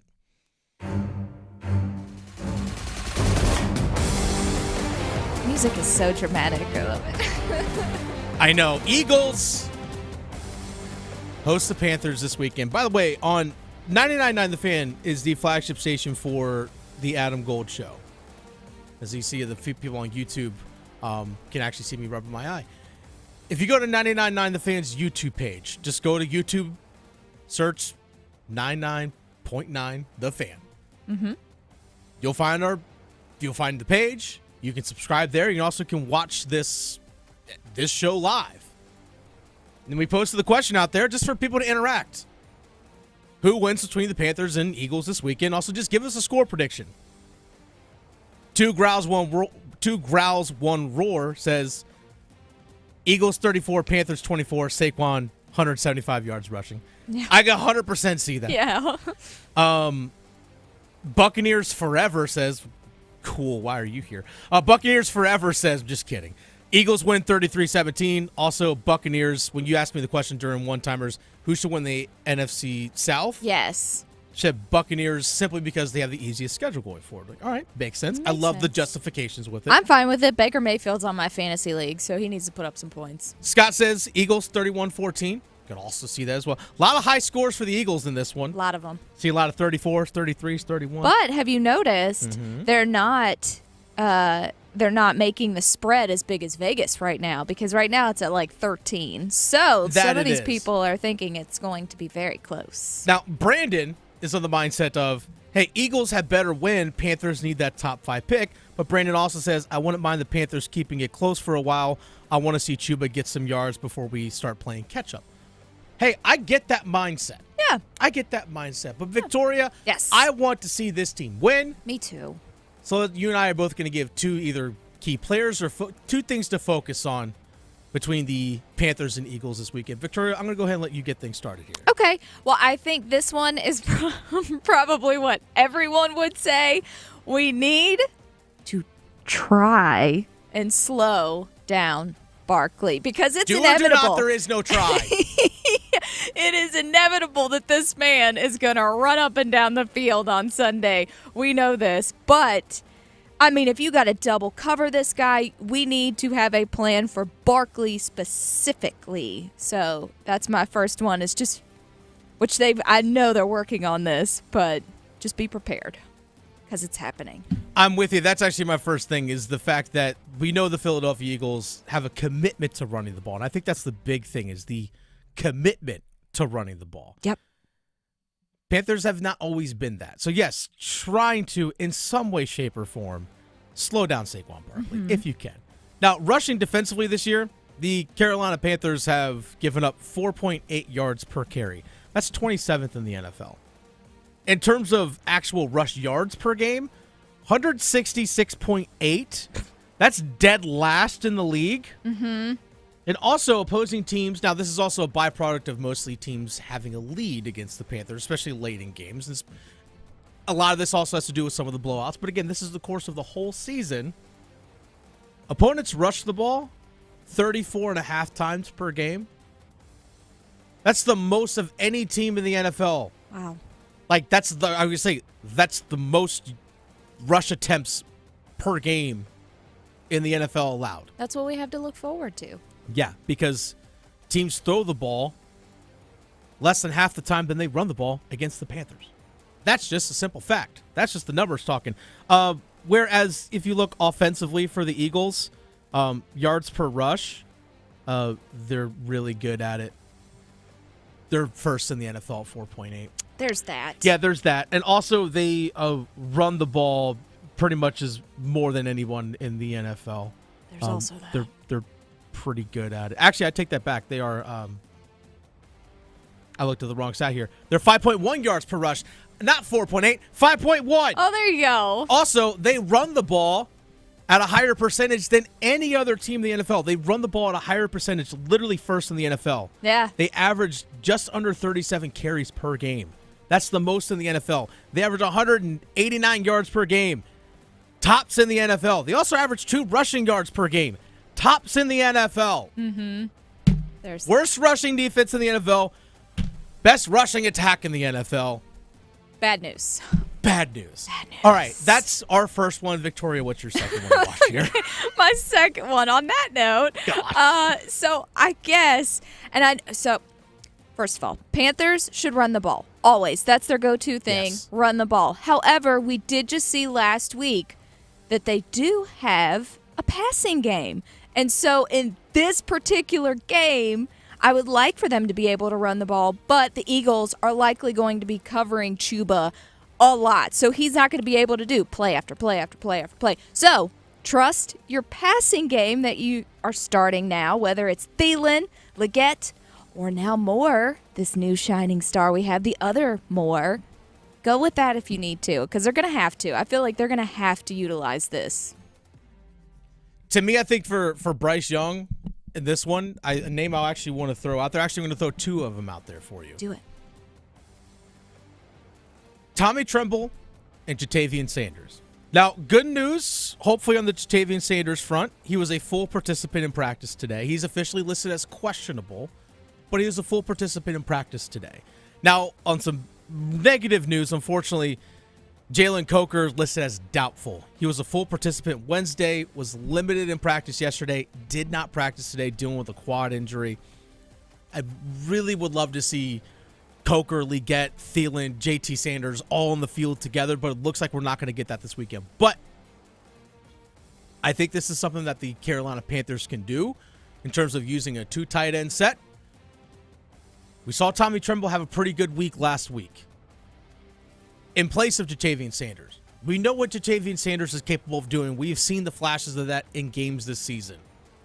I think if you want to have the ability and versatility out there on the field to keep Philadelphia on their toes defensively, running a 2 tight end set is probably going to be your best thing because you can run with it.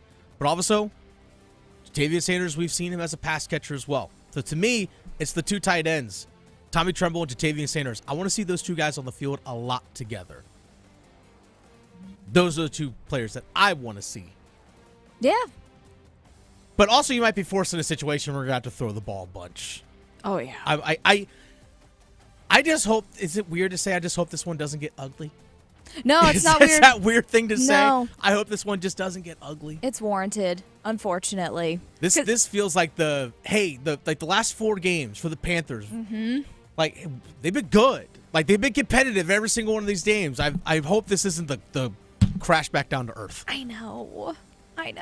Why does my gut tell me that it might be?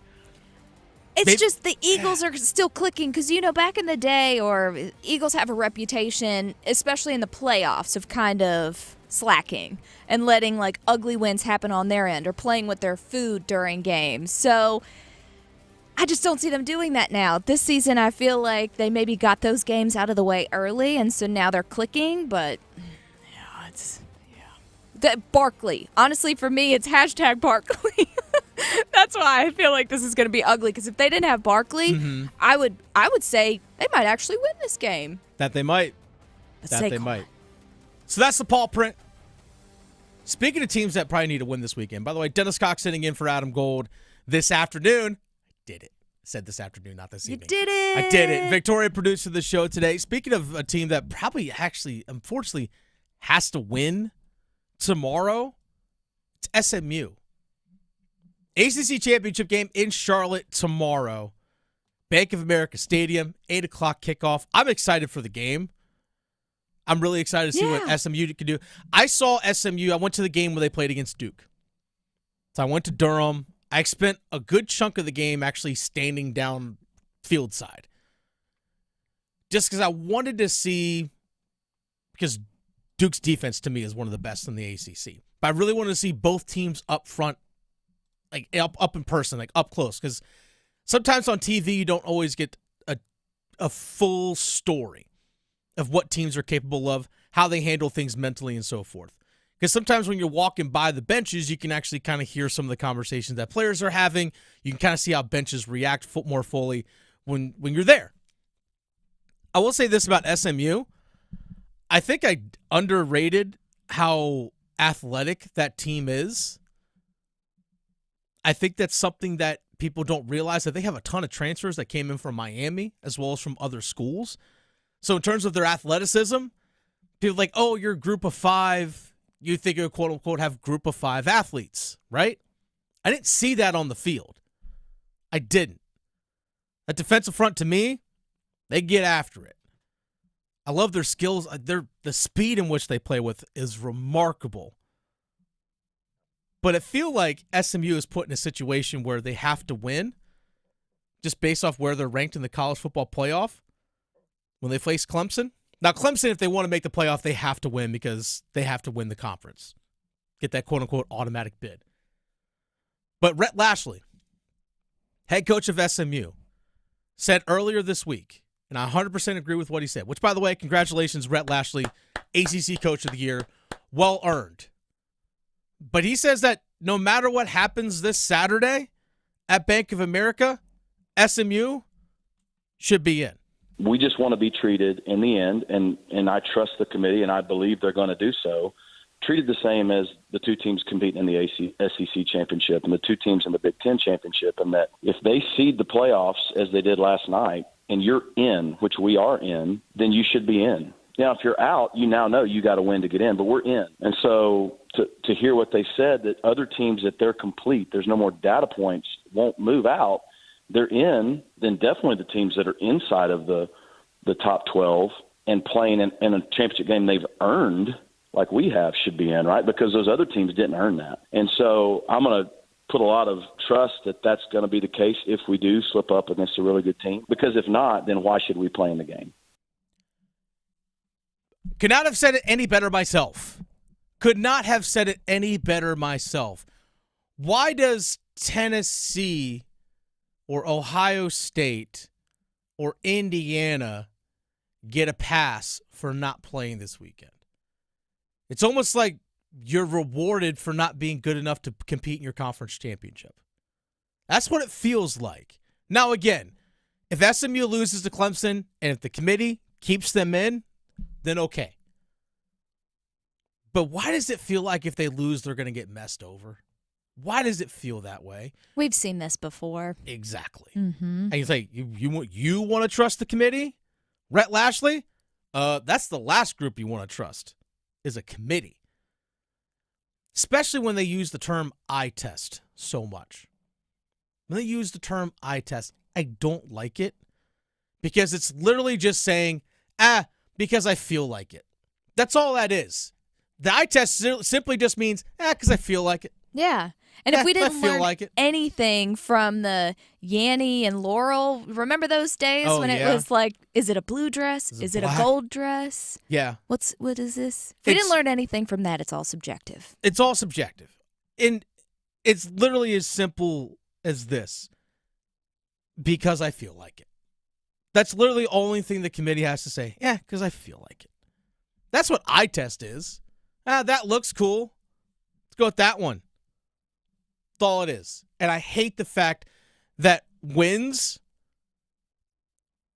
don't matter as much as they should. Plain and simple. Now, people want to throw out like strength of schedules and all that kind of stuff. Look, your schedule is your schedule. Like Indiana's strength of schedule and all that is low is not their fault. They're in the Big Ten, right? Not their fault that they didn't have to play Michigan or Penn State or Oregon. Not their fault. They didn't make their conference schedule. Now, you can control your non-conference. I get that. But they can't control their conference schedule. Same thing with SMU. They didn't make their conference schedule. They actually scheduled another power conference school in BYU. They lost by 3. BYU's ranked 18th out of the Big 12. I hope they don't get messed over. Because to me, the committee has already said they have earned a spot in the college football playoff. To me, now they're just playing for a seed. Hey, win the conference championship, you're going to be probably the 3rd seed. Awesome. That's awesome. But if they lose, to me, they still belong in. They still belong in. Why does Ohio State get a pass? They lost 2 games this season. They lost to Oregon. All right, you lost to Oregon. Number 1 team in the country. The only undefeated team out there in a power conference school. All right, that's fine. You lost to the number 1 team in the country. Fine. But you just lost to a team that was 6-5 in Michigan at home, where you only put up 10 points. Eye test? Last time I checked, I watched that game. I'm like, y'all don't look great. Eye test? But they're rated ahead of SMU. But they're going to get a pass. Ohio State is. Alabama couldn't beat Vanderbilt. They have 3 losses. Yeah, miss me with SEC, blah, blah, blah. They have 3 losses, and they lost to Vanderbilt. If they make it over SMU, don't tell me there isn't bias. Don't tell me there isn't bias. Simple as that. It's the Adam Gold Show. Speaking of these conference championship games, Dennis Cox sitting in for Adam Gold. We have a few of them coming up this week in Victoria. Let's bring back an old Adam Gold segment. Let's bring back some minute takes here. 60 seconds on the clock. We're going to go right through some of these conference championship games. Minute takes on these games. Victoria, you ready? Let's go. Let's go. Let's start tonight, actually. Tulane versus Army, American Athletic Conference Championship game. Here's the reason why you got to watch this one, especially if you're a UNC football fan. You know who's been linked a lot to the UNC football job outside of Bill Belichick? John Sumrall, the head coach of Tulane. Tulane, 9-3 this season. Now, Sumrall has experience coaching at Troy as a head coach. Also been a co-defensive coordinator at Kentucky, linebacker coach at Kentucky and at Ole Miss. He's had success at Troy. He's had success at Tulane. The dude has been winning everywhere he's gone. This is a name popping up a lot for UNC football. So make sure, if you're a UNC fan, keep an eye out on how Tulane does tonight. Next one, UNLV Boise State. Another game that's taking place tonight. This is for the Mountain West Conference Championship. This one's actually being played at Boise State, so it's a home game for Boise. Winner of this one is in the college football playoff. Loser? Probably not. Boise State is 10th in the country, UNLV 20. But it feels like this game, whomever wins is obviously going to be in, because you're going to be one of probably the 5th highest rated, or at least one of the top 5 highest rated conference champions. But UNLV, if they lose, they're obviously not going to be in. But there's also a situation where Boise State might be like SMU, where they get messed over too. Because right now, Boise State is in the top 10 of the CFP rankings. In the top 10. But if they lose a conference championship game, they likely get knocked out, which is kind of a shame. So yeah, Boise State, you're in a must-win situation.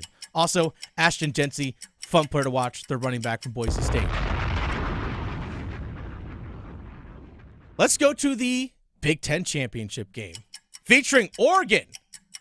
That's right, conference newcomer, Oregon. Shout out to our program director, Victoria, Oregon grad Paul Ihander. Yes. Penn State, you want to talk about backdooring your way into a conference championship game, because that's 100% what you did, because Michigan beat Ohio State. That's the reason why you're playing in this game. So first of all, be grateful. But second of all, Oregon wins this one easily. And the reason why I say that is James Franklin coached Penn State teams can't beat other good teams.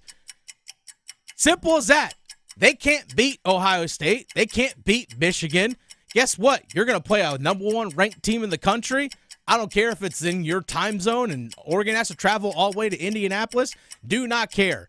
James Franklin coached teams do not win big games. Just like Lane Kiffin coached Ole Miss teams do not win big games. Simple as that. This one's easy. Next one, Arizona State, Iowa State. Big 12 championship game. This is the, oh yeah, you guys are here championship. Because guess what? Remember when the Big 12 Commissioner Victoria back in the summer talked about how, oh, yeah, we have like one of the top 3 conferences in the country. Yep. Blah, blah, blah. Look how cool we are. Blah, blah, blah, blah, blah. None of your schools are ranked in the top 15. So guess what? You're as close to Group of 5 as anyone else is in this country. So yeah, your conference championship, the only reason why you're getting a school in is because the way the rules are set up. Basically, you're kind of set up the way the Group of 5 is supposed to be. Yeah, we'll get one Group of 5 team in there. They're probably going to be the 12 seed. No, that's what you guys are, Big 12. You're not as cool as you think you are. So yeah, this game, sure, have fun if you want to watch it. But Big 12, you're not as cool as the ACC. You're definitely not as cool as the Big 10 or the SEC. Have fun crowning your champion. Texas versus Georgia. Rematch of a game earlier this season. I know that Georgia put up 30 points against them, Victoria, earlier this year when they played each other, but I think that was a lot of a byproduct of how Georgia's defense was playing, because Georgia's offense actually took over in Texas territory multiple times in that game and benefited from it. That's what good teams do. But it's not like Texas's defense outside of those short fields wasn't playing good. Georgia just took advantage of some of their opportunities. This one, I think, is going to be a heater of a matchup.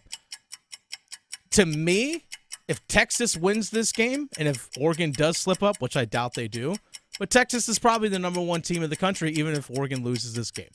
Now, Texas, to me, I think is firmly in the college football playoff, as they should be.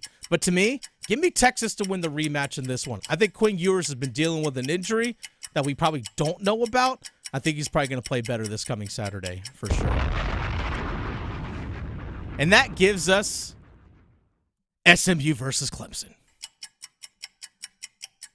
SMU versus Clemson is a pretty interesting one for me because this, well, the first time that these two teams are actually ever really facing each other. So it's a fun matchup. First time they're ever facing each other. And by the way, Clemson is competing for their 10th ACC championship game. This is the 10th ACC game for SMU, conference newcomer. Now, we heard at the beginning of the season, Preston Stone, their quarterback, is someone you got to watch out for. Preston Stone. Ends up turning things over to Kevin Jennings. Rhett Lashley, their head coach, did. And that ever since they turned things over to Kevin Jennings, that quarterback, this offense has taken off. They have not slowed down one bit. They play fast. They play more physical than you think. And my goodness, can they put up points on the board. I don't know if Clemson can really slow them down, just because we haven't seen Clemson slow anybody that's good down this season. And those are minute takes. Go Stangs. Yes. It's the Adam Gold Show. Victoria producing the show. As always, Dennis Cox sitting in for AG this afternoon. On the other side, we got to take a stretch. It's the 7th inning stretch coming up. But also, we got to play some bets here on the Adam Gold Show coming up next. Serving it up hot and fresh every day. Adam Gold on the North Carolina Sports Network. Open enrollment for health insurance is here. But don't worry, North Carolina Farm Bureau Insurance has you covered for all your health insurance needs, including Medicare. And with offices in every county, a trusted, experienced agent is just around the corner, ready to help find a plan that's right for you. Visit ncfbins.com or stop by your local office today. North Carolina Farm Bureau Insurance, helping you is what we do best. It's that time of year to come see me. Don't let COVID-19 and the flu stop you. So make sure you don't have to cancel on those you love the most. By getting your flu and COVID vaccines. They're safe and effective. Both flu and COVID vaccines have been updated to fight against new virus strains. So make sure you don't miss that family gathering and protect those around you. Ask your healthcare provider about updated flu and COVID-19 shots. Get protected this season with updated COVID-19 and flu shots. Visit myspot.nc.gov and find yours today. You wouldn't ask your mechanic to help stage your property for an open house. As NC Realtors, we're experts who make buying or selling property easier for you. Using the latest technology and armed with local insights, our Realtors help you find properties you would want to call home. We also know which details make your property more attractive to other buyers. From start to finish, our Realtors know. Find out more at ncrealtorsknow.com. AARP is working hard to make sure people in North Carolina are getting the most out of life. Whether it's helping you stay healthy, save more money, care for loved ones, or simply have some fun, AARP is making a difference in communities across the state. You have a wise friend and fierce defender with AARP. Learn more about progress being made for older adults in the state by listening to AARP Without Limits. You can find the latest episodes of AARP Without Limits wherever you listen to your podcasts. As public power customers, we experience fewer outages and faster restoration than customers of other electric providers. But the benefits of having a locally owned electric system go far beyond unbeaten reliability. Our local public power employees support our community, providing electric hookups for events, installing and maintaining ballpark lights, holiday lights, traffic lights, street lights, and more. Local people working together to meet local needs. That's the value of public power. Learn more at electricities.com. Trust ACT Construction Equipment and Bandit Wood Chippers and Stump Grinders to position your tree service for success. ACT Construction Equipment is your authorized dealer for sales, service, parts, and rentals for Bandit Wood Chippers and Stump Grinders. ACT Construction Equipment has been your authorized dealer for Bandit equipment for over 10 years. Visit one of our 6 North and South Carolina locations or actce.com for more details on Bandit Wood Chippers and Stump Grinders. ACT Construction Equipment, always the right equipment for the job. At North Carolina Farm Bureau Insurance, we believe that getting to know you is the best way to protect what you love most. We have friendly agents in every county to help you prepare for the unexpected. And when life doesn't go as planned, our award-winning claims team will be with you every step of the way. Find a local agent today at ncfbins.com. North Carolina Farm Bureau Insurance. Helping you is what we do best. Have you ever noticed how little things can make a big difference? Think about how good you feel when someone looks you in the eye and smiles. It makes you want to do the same. A smile. A simple word of thanks for a good deed, no matter how small. Passing on the simple expression, "Have a great day." It takes so little time, but it works wonders. In North Carolina, we have always taken pride in being kind. Little things do make a difference. Makes you feel better. Makes everyone around you feel better. This is Adam Gold. Home runs are homers, not dingers, not jacks, not bombs. Can I use tater? I know. Can we say going yard? Oh, yes. Right? If we can't exaggerate, if we can't use colorful, flowery metaphors and descriptions, why are we here? The Adam Gold Show.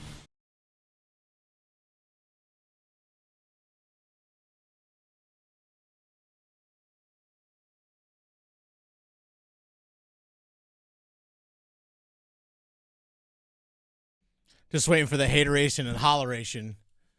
I love this song. In this dancery, got your home. It's getting there. Got this dance. They don't need no hateration, holleration. Ain't no hateration or holleration if you talk bad about a team. Maybe it is a little bit. Maybe a little bit. But you know what? That's the reason why we can also play some bets, which we'll do a little bit later. Maybe that's not hateration. Nah. But maybe there is a little bit of that. Maybe there's like, I'm going to bet against this team and just to spite them. Yeah, could, maybe. Possibly. Which, if you're a division rivalry, I could understand that. Makes sense. Get it as well. But before that, Victoria, we got to stretch a little bit here. It's always good to stretch. Yes. Keep the body loose and limber. Now, I know that this is on the other side of the country. However, if you happen to visit California and bought some lottery tickets, go on. You may potentially have $197 million waiting for you. Tell me more. I know, yes. And if not, and you are the ticket holder, We're here in North Carolina. Come find us. So this person, there have been 2 people that won the lottery in California. The tickets were bought in California. And it was worth $395 million. That was the jackpot. And there were 2 people that had lottery tickets with the winning numbers. 1 person came forward and 1 is still out there, and it's a mystery. Now, I bring this up for one reason, because tomorrow is the deadline. Oh, okay. Wow. All right. Hey, you better show up here, buddy. You better look for that ticket if you bought it in California. I can tell you the winning numbers are 21, 26, 53, 66, 70, and 13. I say that because some people have lucky numbers, so maybe if one of these numbers is your lucky number, you could keep using it, but... I was thinking, wait, what numbers are those related to Canes players? I know, right? My favorite, 24, is not in here, so... 26? You said 20. You said 21. 21. Nino Niederreiter wore 21, if I remember correctly. Yep, 26. That's Sean Walker wears that now. 53. That's Jackson Blake. 66. Ooh, I don't know if we've had a 66 I don't in the think Canes. so. A 70. And then 13. I feel like a backup goalie has worn 70 or something Probably. in the past. But 13, Warren Fogle wore 13. Yeah, so... See, there it is. Maybe Canes players in California. Hey, Warren Fogle, I think, remember correctly, plays for the LA Kings now. Maybe it's Warren Fogle's ticket. Maybe. It's close enough. I mean, maybe it's his mom. I don't know. There you go. Came in for a visit. But you have until tomorrow to turn that winning ticket in, or else it will go to California. And they say that will be routed to California public schools. You can believe what you want to believe. Okay, all right, there's that. So there's that. $197 million is up for grabs until tomorrow. So figure it out, people. Now, another thing, I don't know if we'll be figuring this out as a Christmas gift, but Miller High Life, they love to make these random gifts when Christmas comes around. So now they have come up with a new one. If you're one of those people who just likes to give people random stuff, this is called a dive bar fume.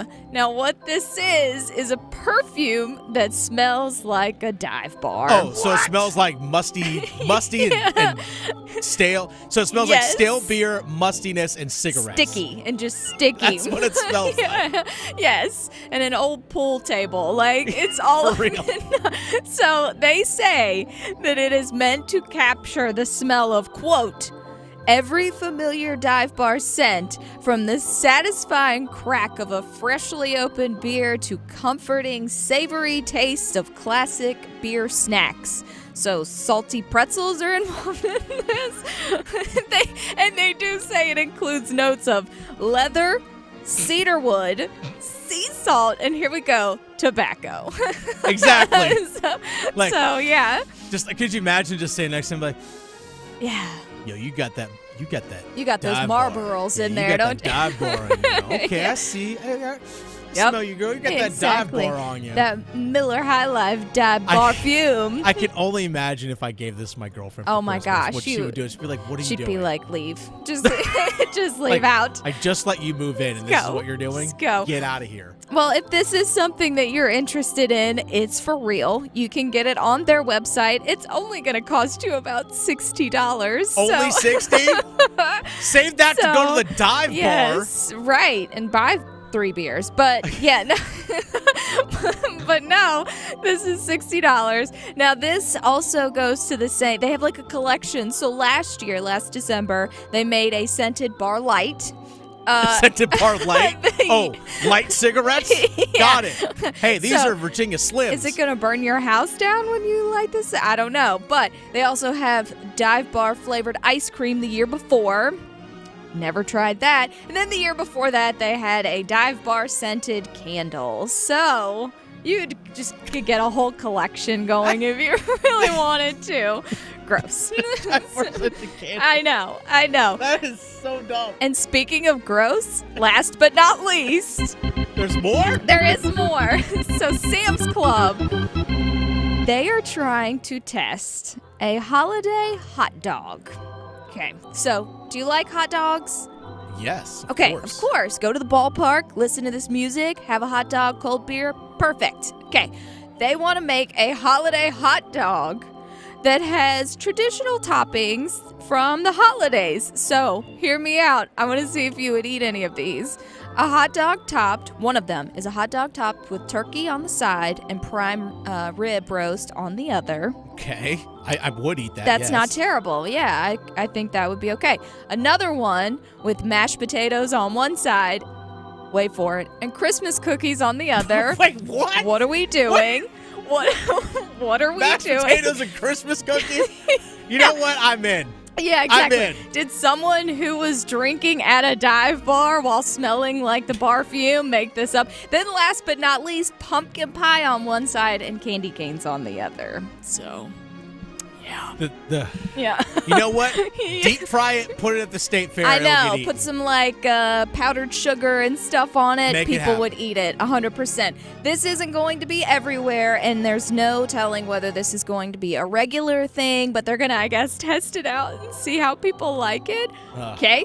But yeah, if you want to try it yourself, just be on the lookout. It might be at a Sam's Club near you. My girlfriend just texted me, please no dive bar perfume for Christmas. Yes. Don't worry, babe, I got Yes, that's not going to be the We're case. getting the candles. However, maybe you could buy a good gift with a nice bet. Let's go. Place your bets. Here we are. I bet you slice into the woods $100. Gambling is illegal at Bushwood, sir, and I never slide.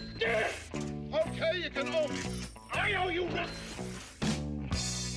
All right, Victoria, I'm going to let you start things off here and place your bets. So we have a big fight this weekend, and I'm going through withdrawals because they did not have one last weekend. You okay? So this fight actually was supposed to happen in UFC Macau, the China one, but it's UFC 310, baby. Chris Weidman versus Eric Anders. Nice. I gotta go with Chris Weidman. I mean, how can you not? He's a vet. Eric Andrews, he's been in and out, back and forth.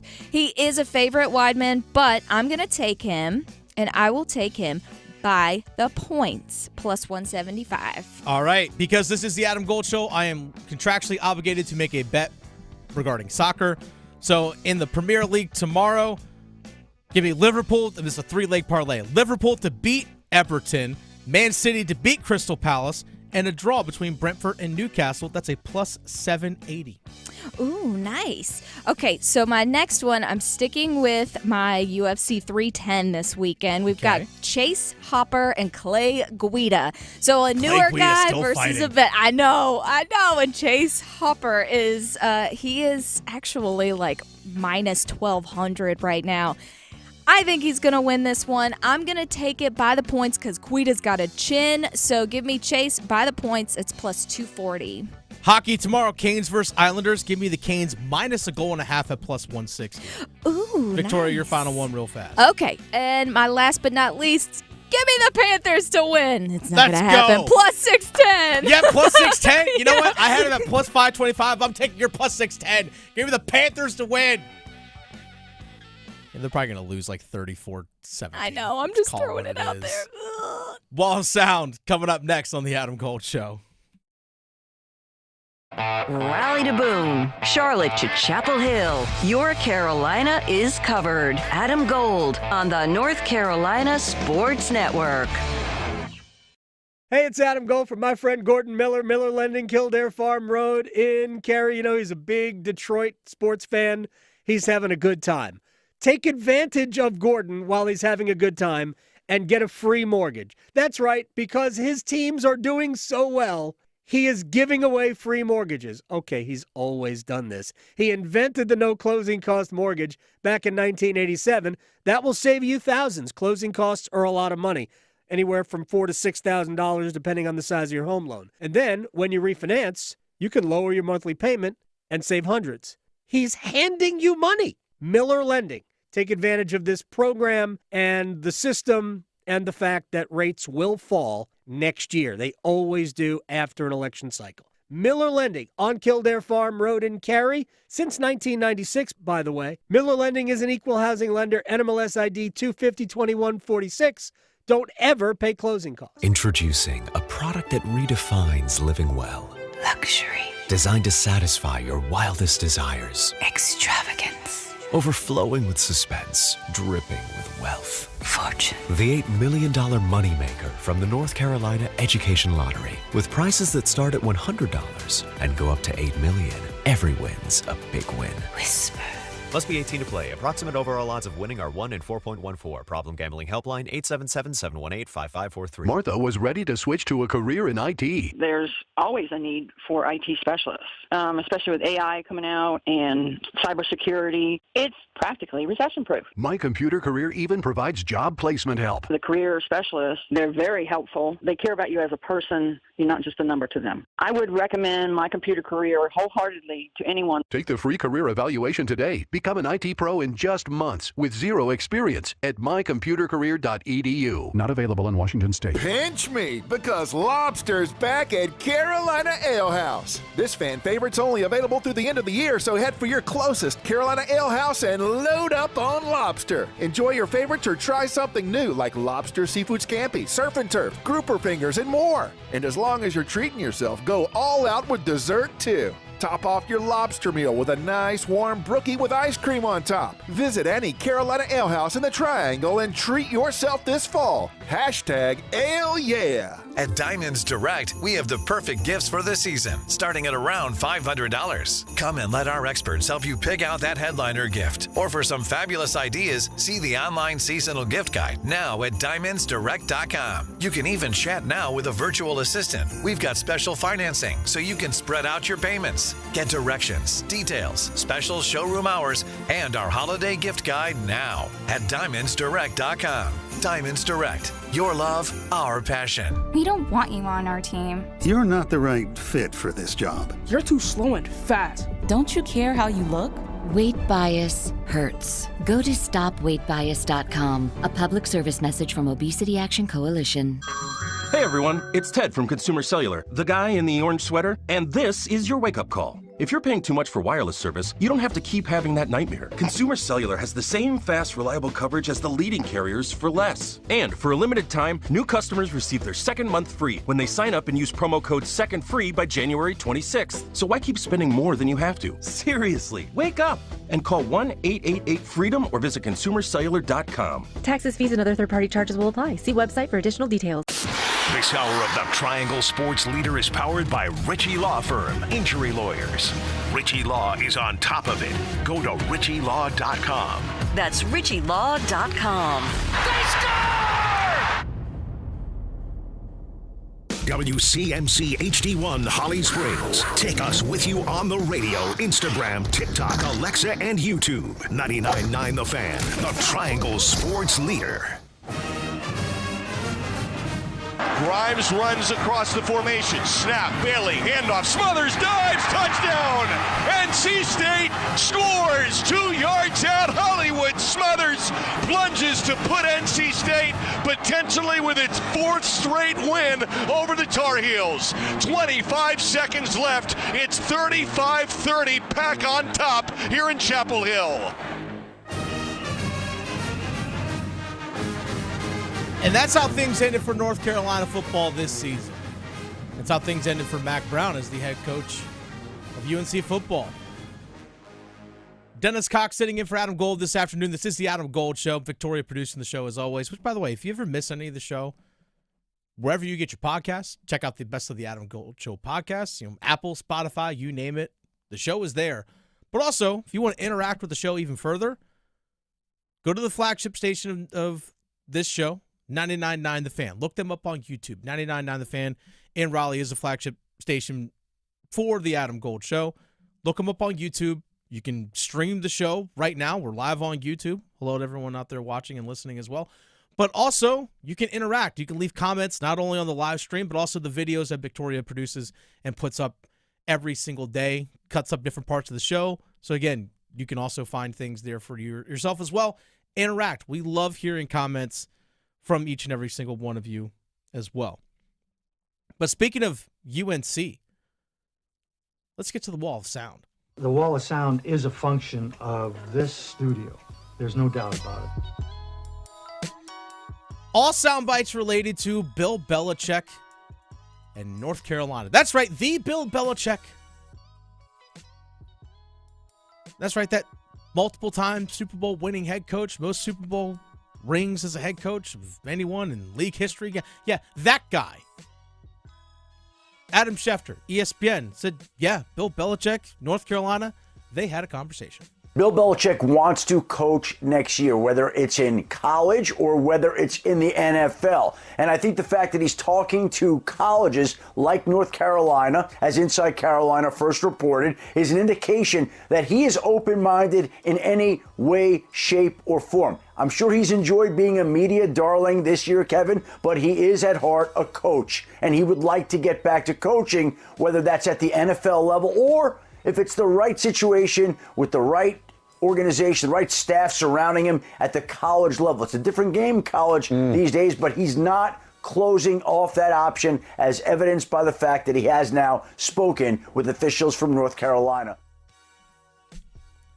Chapel Bill? We're going Chapel Bill, right, Victoria? We're going to call it Chapel Bill? Oh, yeah. I like it. Hashtag. Let's go. Chapel Bill. It's weird to think about. Now, the question is, A, is he capable of doing it at the college level? Just because you're successful at one level of football doesn't mean that's going to translate necessarily. Prime example of that, Nick Saban. You can argue is the greatest college football coach ever. Went to the NFL? Didn't quite work out so well. Came back to college, kept winning national championships at another location. It doesn't always work.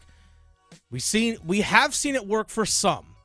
We've seen Pete Carroll be a head coach in the NFL, goes to USC, wins a national championship, goes back to the NFL, wins the Super Bowl, gets to another one. So it has been done before.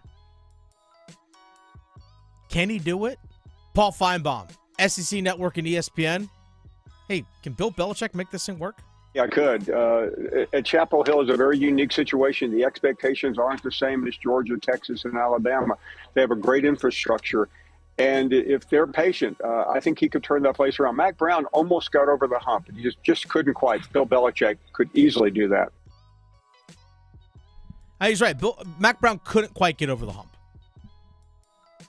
Couldn't quite get there. But could you imagine? You're a recruit, you hear Bill Belichick. Or if I'm someone in the transfer portal. Heck, if I'm a current player at North Carolina. Yo, Bill Belichick's coming in? It's going to raise a lot of eyebrows. Yeah. You think? Gosh, we're already seeing it a lot already in terms of the amount of coverage on ESPN, other places about North Carolina, Bill Belichick. Those two names are synonymous right now. Heck, I got to the Canes game last night. People talking up in press row. Yo, so this Bill Belichick UNC thing, that was the thing that everyone wanted to talk about. Hey, well, I thought they wanted to go someone younger. Like, man, could you imagine what he could possibly do? Like, it was a mixed reaction from people. But still, it had the buzz. Now, Chad Brown, who was on with Freddie and Harry of ESPN Radio. Chad Brown, former NFL player, played for the Steelers, been with the Seahawks, been with a few different franchises.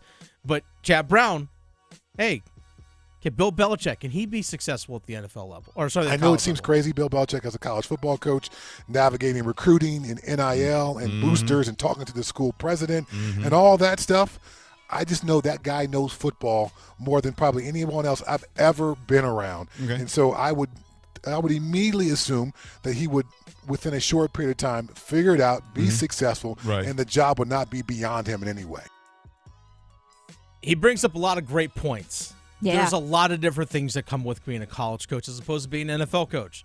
When you're an NFL coach, yes, you're possibly talking with the GM about free agency and things along those lines and the draft. Like, you have input when it comes to that. But you don't have to deal with boosters. You don't have to deal with fundraising. You don't have to get on a call with your NIL collectives and those kinds of things. You don't have to do that in the NFL. In college, you do. College, you're much more CEO type than anything. I remember I used to coach college lacrosse, did it for 9 years. When I became a head coach, you know what the thing I did the least was actually coach. Yeah. Like, be on the field and actually coach players and do all the things that go into trying to win games. Because I had to talk to the admissions department. I had to go and talk to, now, again, college athletics and stuff at UNC is a little different than what I was doing, but I had to talk to the admissions department. I had to meet with boosters. I had to do fundraising. I had to do all these other kinds of things. I had to shake the hands. I had to do all these other things that took me away from actually coaching. I don't know how well Bill Belichick would like that because that comes with the territory of coaching college athletics. Hence why not everyone is built for it. But at the same time, not everyone's built for the NFL. It's different. But he brings up a good point. Man, if someone could figure it out, it could be him. It could be him. Now, I know a lot of people are trying to squash this thing before it even becomes a real thing, but in my honest opinion, I don't think it's going to happen. I really don't. I think the best move for UNC going forward is find someone that is going to be part of your team, part of your program, and one of the faces of your athletic department for 10 years. 8 to 10. That's what you hope to find. I don't think you're going to get 8 to 10 years out of Bill Belichick. He's 72. It's just, call it what it is. I don't know how much longer he will coach. Like, that is a legit question. Yeah. I mean, it is. It's just a legit question. Mm-hmm. It's not ageism thing. It's just what is. I think in North Carolina, for example, John Summerall is 42 years old, the Tulane head coach. I mean, go down to the Georgia defensive coordinator. You know how good Georgia's defense has been for the last several years. We go down to get Georgia's defensive coordinator, who's in his 30s. Someone that already has the connections with recruiting and all that stuff. Now, I also understand that this could be a possibility. Could you imagine, Victoria, let's say you're a 4-star quarterback, right? You're a 4-star quarterback. Bill Belichick gives you a call. Let's say you FaceTime with Bill Belichick, right? Yes. Bill Belichick's talking about you. You'd have to, because otherwise you'd think it's a scammer. Well, yeah, exactly. But you're FaceTiming with Bill Belichick. Say, hey, actually, hold on. Hey, V, 1 second. I want. There's someone I want you to meet. Boop. Tom Brady pops on the screen. Yes. Tom pops on there and says, like, hey, just let you know, I saw some of your throws. Bill was talking glowingly about you. I watched a couple of your throws. Man, you're going to learn so much from Bill. How awesome. You're going to love playing for that guy. I know he went to Michigan, but he doesn't have to mention North Carolina. He just needs to endorse Belichick. Or even Peyton Manning. Because now he's with the Manning cast. With the Manning cast. Again, I know he's a Tennessee guy and all that kind of stuff. Yeah. But what if Gronk shows up? If Gronk hopped on a recruiting call with me. Yeah. I remember David Cutcliffe had a close connection with the Mannings because David Cutcliffe coached Peyton Manning at Tennessee, also coached Eli Manning at Ole Miss. And those guys would show up at Duke football camps and stuff. And it's crazy. Whoa. Hey, whoa, hold on, wait a second. That's Peyton Manning. That's Eli Manning. Imagine if Brady showing up, or Gronk, heck, Julian Edelman, any one of these guys. Yeah.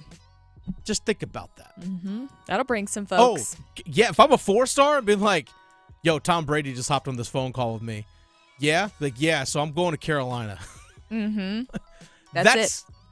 Signed, sealed, delivered. And just imagine, too, the NIL deals that you might get with, that's going to be super attractive to bring new sponsors and everything. Yes. It's just all kinds of good. Especially with revenue sharing coming up, you got to make money in any way, shape, or form. Mm-hmm. And even if it is for 4 years, maybe North Carolina's thinking, man, we could really boost the profile of our football team. Yeah. With Bill Belichick. Then, hey, he retires. We boosted the profile of it. Now people want to stay involved. Mm-hmm. I get it. It's the Adam Gold Show. Dennis Cox sitting in for Adam Gold. That's the Wall of Sound. Victoria, we had a win last night. Yeah, we did. The long national nightmare is over. I'll tell you about the streak ending. Coming up in 4 minutes. Going beyond the box scores. Adam Gold on the North Carolina Sports Network. Listen every afternoon for The Drive with Tim Donnelly. Bryce Young is a different person. He's not even just a different quarterback right now. At the beginning of the year, it looked like he had negative 1,000 in the confidence meter. Now, if you watch the go-ahead touchdown that he threw to Adam Thielen against the Bucs, not only does he throw the ball with confidence, his hands are going up to celebrate before Thielen makes the catch. The confidence is crazy. The Drive with Tim Donnelly, 3 to 6 on 99.9 The Fan. Adam Gold here from my friends at FanDuel, America's #1 sports book, and we have hit conference championship weekend. You can have a little fun with the college game. SEC supremacy, Georgia and Texas. I kind of like Georgia, but what do I know? I haven't been right in 3 years. We also have the ACC. Can Clemson upset SMU? What? Upset? Yeah, upset. They could, maybe, I don't know. FanDuel.com/Adam Gold, and because you know me, new customers can bet $5, win that $5 bet, and get $150 in bonus bets if you win. FanDuel.com/Adam Gold. Have some fun with FanDuel. FanDuel.com/Adam Gold. Enjoy. 21 and over and present in North Carolina. First online real money wager only. $5 first deposit required. Bonuses issued as non-withdrawable bonus bets, which expire 7 days after receipt. Restrictions apply. See terms at sportsbook.fanduel.com. Gambling problem? Call 877-718-5543 or visit morethanagame.nc.gov. It's better over here. If you're 55 and up, T-Mobile has an exclusive rate plan just for you. Right now, get 2 lines of talk, text, and data for just $30 a line. That's a 45% savings versus Verizon and AT&T. Plus, you can get one of the latest 5G phones free when you add a line. That's right, a free 5G phone. Experience all this and more on America's largest 5G network. So why wait? At T-Mobile, customers 55 and up can get 2 lines of talk, text, and data for only $30 a line. Just go to T-Mobile.com/choice55 or visit your local store to make the switch. With AutoPay using debit or bank account plus taxes and fees, 45% off 2 lines versus AT&T Starter and Verizon Welcome. Plan benefits vary. Free phones up to $300 off with 24 monthly bill credits and qualifying new line for well-qualified customers plus tax and $35 device connection charge. Contact us before canceling entire account to continue remaining bill credits. Bill credits end if you pay off device early. See details at T-Mobile.com. Hey guys, this is Marcy Bailey from Bailey's Fine Jewelry, and we know that you want to get your wife or girlfriend something special this Christmas. But sometimes you just don't know what to get. You wonder, what will she like? What will make her feel special? What will make her say, wow? At Bailey's Fine Jewelry, we have experts that are here to help. We specialize in making you look like a hero. You can even send her in to make a wish list that we keep on file to help make your life just a little bit easier. Bailey's has the largest selection of jewelry in North Carolina, including designers like David Yurman, Lagos, Marco Biccigo, and Apolita, as well as beautifully curated Bailey's collections. And don't fret, because if for some reason she doesn't love your gift, we have a 30-day return policy. Our goal is to be your go-to jeweler for life. Bailey's Fine Jewelry, located in Raleigh's Village District, Crabtree Valley Mall, and Cary's Fenton. Also in Rocky Mount and Greenville. Every woman wants a Bailey box under the tree. Welcome to the North Carolina Education Lottery Winners Club Aromatherapy Room. Our first scent is the essence of this month's scratch-offs. I'm getting notes of anticipation mingled with, cold hard cash. Anyone else? Oh, is that tilapia? Sorry, that's my lunch. New Diamond 10X and Lotteria are here. The Winners Club awaits. Must be 18 to play. Approximate overall odds of winning range from 1 in 3.99 to 4.23. Problem gambling helpline 877-718-5543. This is Adam Gold. Georgia needs Alabama to beat LSU right now. And Georgia fans are beside themselves thinking that they have to root for Alabama for anything. So, I mean, it's messy everywhere. The Adam Gold Show.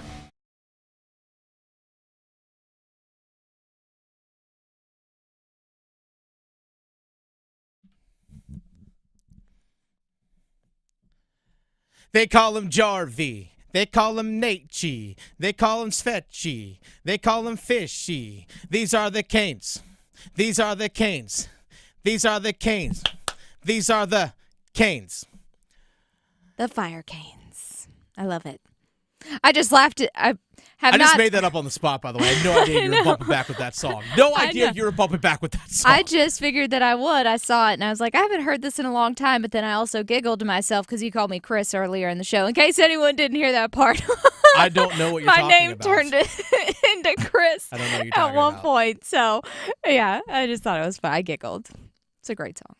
But Svechie, Natchi, Jarvie, Fishy, All the the top stars for the Carolina Hurricanes last night got things done. They did. They got the things done. By the way, a career day, Andrei Svechnikov. Yeah, buddy. First time in his career, 4 points in a single game. First time in his career. Had a goal and 3 assists. By the way, people say, well, his goal's an empty netter. I'm sorry, did you not see him work hard to earn that empty netter? To get the puck down the ice? It's just, cherry on top. Empty netters are earned too, folks. They're not all just gimmies. Empty netters are earned too. And he got one last night. And I think it was actually kind of rewarding to cap off what was probably his best game of the season. By the way, Andrei Svechnikov, he talked about it post-game, about how he was asked, hey, how are you feeling tonight? How are you going in? He's like, I actually wasn't feeling that great. Actually, not great, but, I kind of pick it up in a game, in a second period and all that stuff. But, obviously, it's nice to get the point and, it's give you confidence for sure and, just continue with that. Yeah, he said his legs felt heavy, wasn't feeling good. Now, they've played a ton of games lately. They played 15 games in 30 days in November. They also, the last 10 days of the month of November, they played seven games in those 10 days. Yeah, you had a couple of days off before you played Seattle, but doesn't mean you're just like, oh, an extra day, I'm fully good to go. Not that easy, folks. But he was great last night. And Martin Necas was Martin Necas. Has had another couple points, had a goal, had an assist. Just happens to still just be on top of the league in terms of points with 41. Just, sitting atop all there by himself. Poor guy. Leading the league in points. I actually talked to Trip Tracy about this yesterday, Carolina Hurricanes color analyst, about, hey, what's making Martin Necas so great? Because the skill level, to me, isn't really any different. We've seen the skill for years. We've known it's there.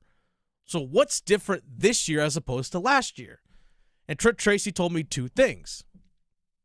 One, just maturity. All right, makes sense. Getting older means 26, to say older, but maturity.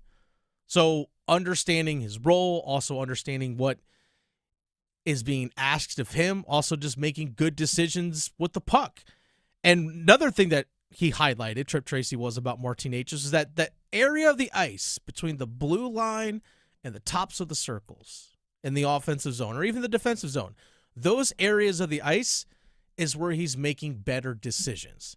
So, for example, he's not turning the puck over as soon as he enters in the offensive zone. He's not turning the puck over because he's trying to make some crazy flashy play. Well, let me just cut back, against the grain against, 2 different guys. He's not turning the puck over in those spaces. But also on the defensive side of the ice, when he does get the puck in that area, he's also not turning it over there as well. He's making good decisions and better decisions with the puck in those spaces of the ice. And guess what? It's leading to more puck possession time, which has led to more scoring opportunities, setting up his teammates. And he also just happens to be shooting lights out. Yeah, he's leading the team in points. He's also up there at the top of the team in goals, or near the top. But he also is way down there in terms of shots. So it's not just a volume thing where I'm taking, I'm just going to put 7 shots on goal a game and one's going to go in. It's not that thing. He's actually getting himself into better scoring chances. So it's, again, the maturity. As I like to say, Mean Girls, make good choices. Love it. That's it. Just making better choices. But here's something I hope we see from this Carolina Hurricanes team going forward. The latter part of the month of November was not good as a whole. After they beat the Philadelphia Flyers on November 20th, 4-1 win, they lost to New Jersey. They lost in a shutout to the Columbus Blue Jackets. Then they got back-to-back wins against both the Dallas Stars, where they had that crazy third period where they scored 5 goals in the third period, won that one 6-4. Then they beat the Rangers 4-3. Jackson Blake had a power play goal to win it. It's okay, so you lost a couple, then you won a couple, then you lost 3 straight. Losing back-to-back games to the Florida Panthers, 1 at home, 1 on the road, then this past Tuesday against Seattle. So if you kind of go back to the last 7 games before last night, they only have won 2. You could say 3 of 8 because you had the back-to-back games. Let's say 3 of 8. You only won 3 of 8. You're 3-4-1 during that stretch because, again, the one you lost to Columbus was a shootout loss. So 3-4-1 in that stretch. So not a great stretch. Now, again, you won last night. They looked like the Carolina Hurricanes that you expect. From start to finish, Rob Brindamore even said at post games, like, yeah, that was a full 60-minute effort. Against a Colorado team that gives up a lot of goals but can score a lot of goals. They play 5-3 type games. It's just what they do. Now, the question is, how do you follow it up? It's about consistency, right? Are you going to be just for the next several games hey, you've won 4 of 9 or 5 of 9? Or are you going to be kind of like basically a 500 level team or play at that level for the next stretch of games? Or are we going to be the next 5 games, 4 wins, 1 loss? Or 3 wins, 1 loss in regulation, 1 loss in an overtime or a shootout? What type of team are you going to be going forward? It's about consistency. Now, tomorrow when they face the New York Islanders, it's a big divisional game. Play another team in the Metropolitan Division, but like this is a team that you can't beat. The Islanders are tied for dead last in the Metropolitan Division. They have the worst penalty kill in the entire league, and the second worst power play in the entire league.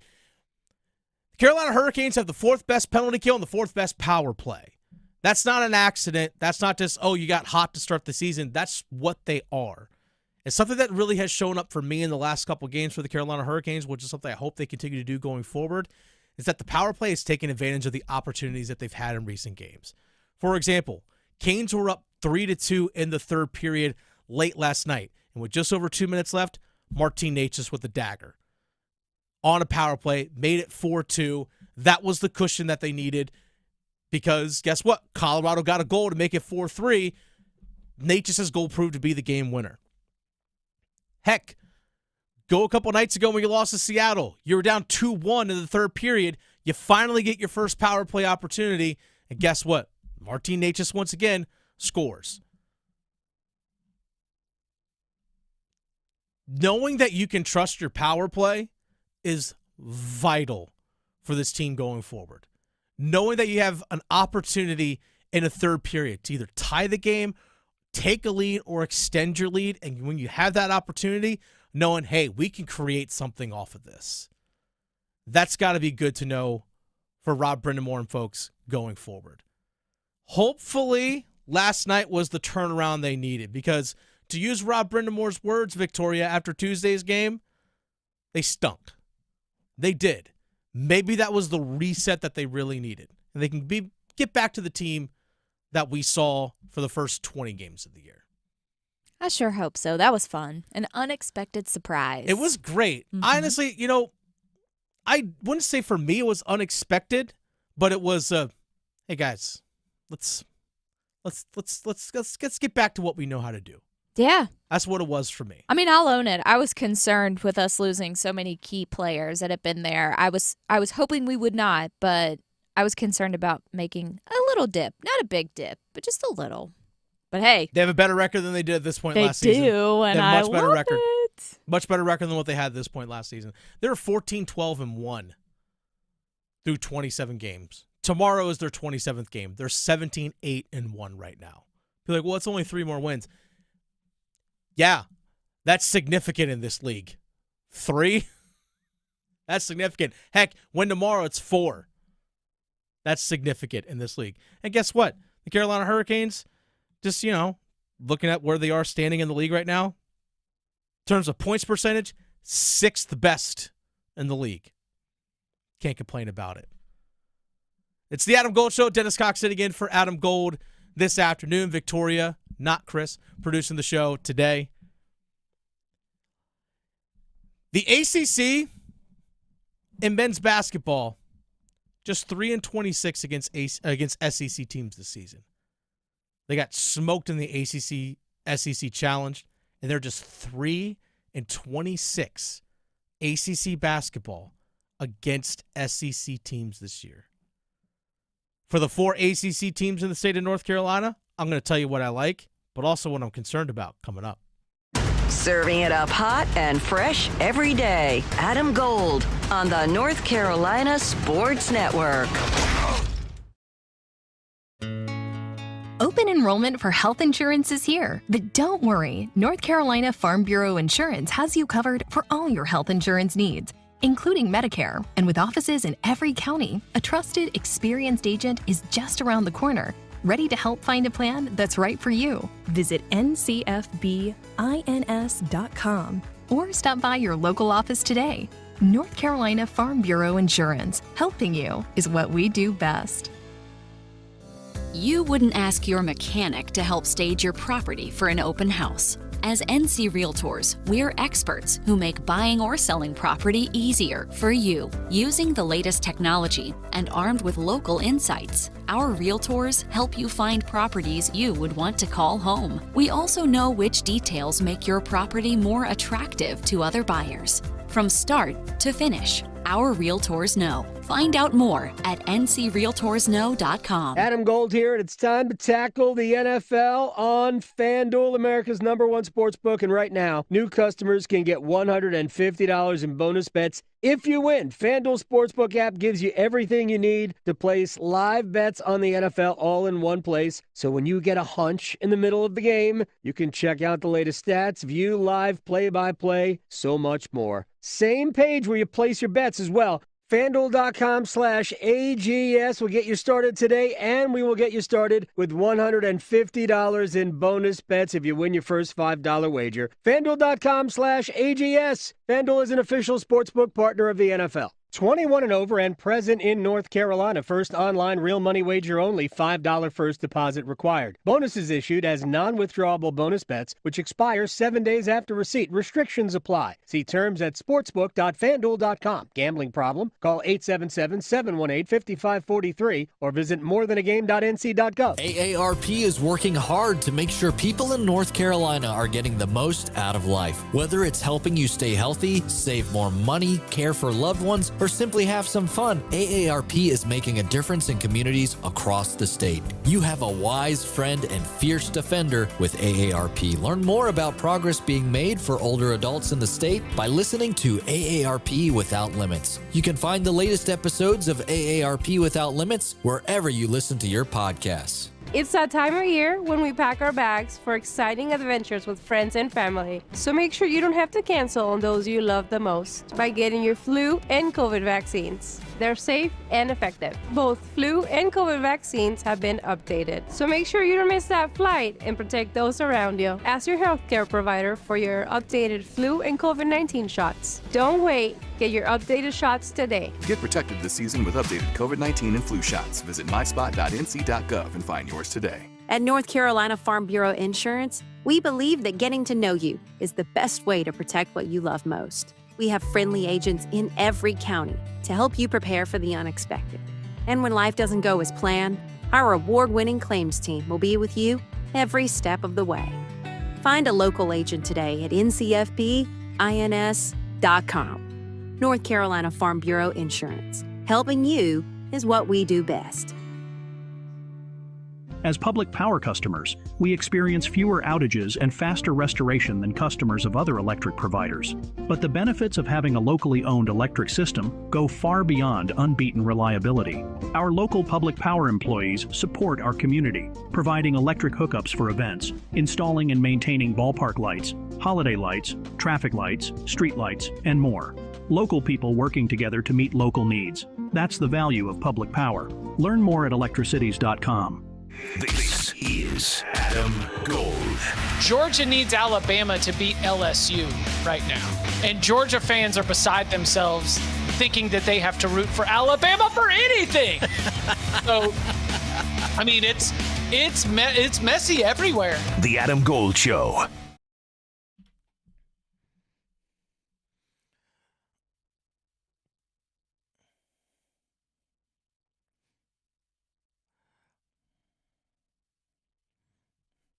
You know, it could get real messy tomorrow in the college football playoff.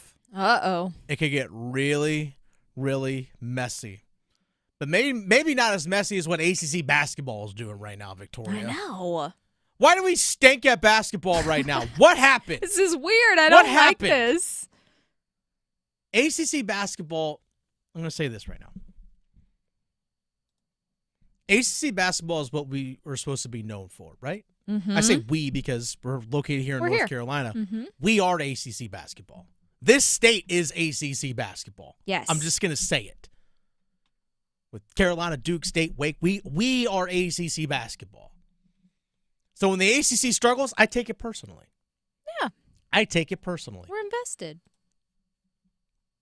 But, man, we got waxed in the ACC-SEC Challenge. Now, I understand. Brownell down there at Clemson, they got a big win over number 4 Kentucky. I get it. Duke, great win. Great win against number 2 Auburn. At home, great job. Both those wins came on home floors for Clemson and for Duke.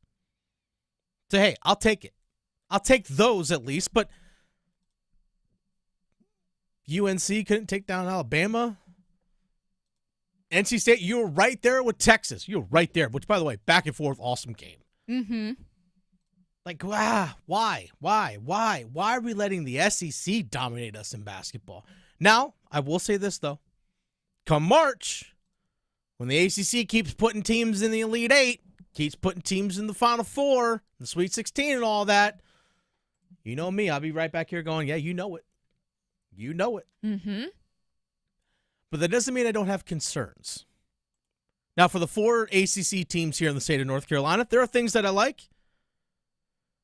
And let's just say there are things that I'm concerned about, Victoria. Yeah. Let's start NC State. We'll start right there. NC State. I like their ability to press. Something that Kevin Keats wants to do is press. He wants to put pressure on you all across the floor.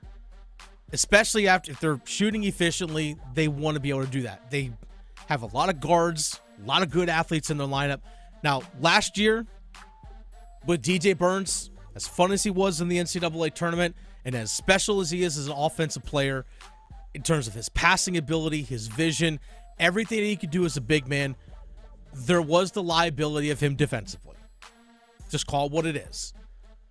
But now, especially with Huntley Hatfield and Ben Middlebrooks kind of rotating as your 5, Dontrez Styles as a wing, I really am curious to see what Dennis Parker Jr. can do in terms of he's in and down his sophomore year, 6'6", really long. They have a lot of different guards that they can rotate through.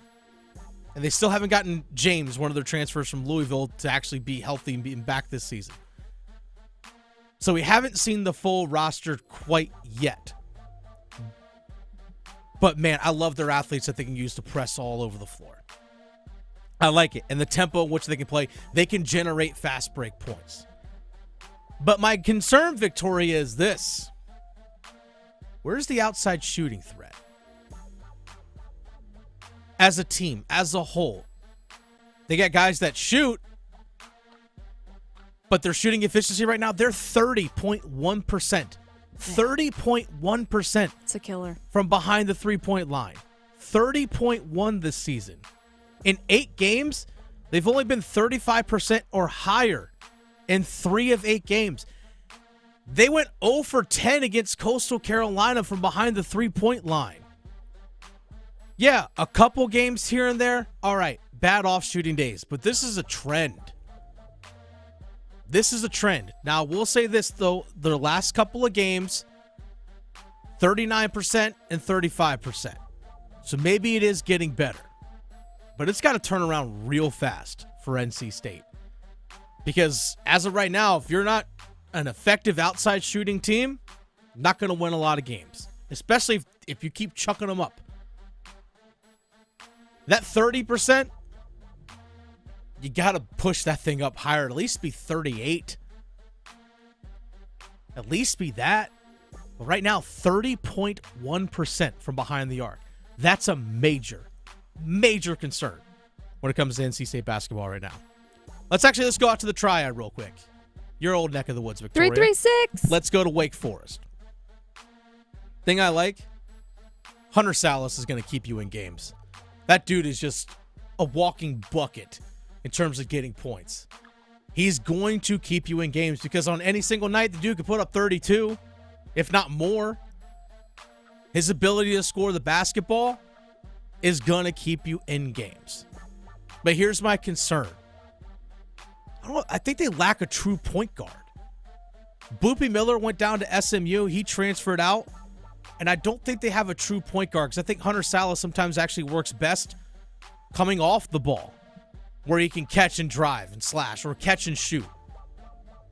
So that's a major concern for me. Who is your primary? Because right now, Hunter Salas is your primary ball handler. That's a lot to ask of him right now. But who's that secondary ball handler? I mean, Friedrichsen's a shooter. Yeah, okay, you have Cam Hildreth. Efton Reed is a big man. He's 7 feet.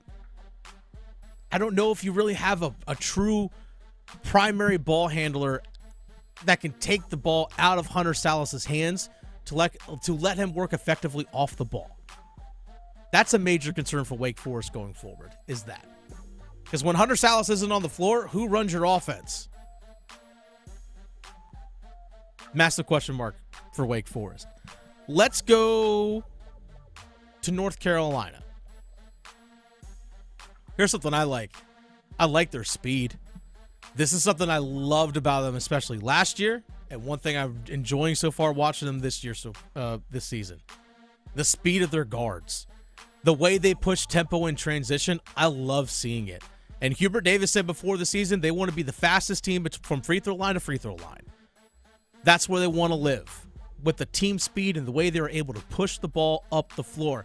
And when you run a 3-guard lineup, starting Cadeau, starting RJ Davis, and starting Seth Trimble, then when you bring a guy like Ian Jackson off the bench, yeah, they got the guards that can push. I even throw Drake Powell's name into that. He's more 6'6", kind of more of a wing guy, but they have guys that can push. I love the athleticism and the speed of that group. My biggest concern, their lack of lineup versatility, Victoria. And the reason why I say is this. I thought last year the way their roster was constructed was perfect. You had Cadeau and RJ Davis starting in your backcourt. Cadeau is your primary ball handler. Both those guys 6 foot, 6'1". You had Cormac Ryan, 6'5", outside shooter. Harrison Ingram, 6'7", could play down on the post, but also could step out and be a stretch four for you as well. Kind of similar, different build, but similar in terms of concept of when they had Brady Manick a couple years ago when they went to the national championship game. A guy that could be a stretch four. So you could run a quote-unquote smaller lineup like that. And you have Seth Trimble as your backup guard coming off the bench as a 6-man. You also had, obviously, Armando Bacot. Jalen Withers can come in and be a power forward down low. And also you had Jalen Washington coming off the bench. So you had depth down low. But also, if you wanted to go with a big lineup, if you wanted to have Bacot with Withers, or maybe even Washington, the Bacot with another big man down low, you could put Harrison Ingram at the 3, put Cormac Ryan up at the 2, and all of a sudden you got a bigger lineup. You had that versatility and flexibility. This year, I don't see that. Now, I know in this past game, when they played against Alabama, they started Drake Powell at the 4. Still kind of a smaller guy to play a 4 at 6'6".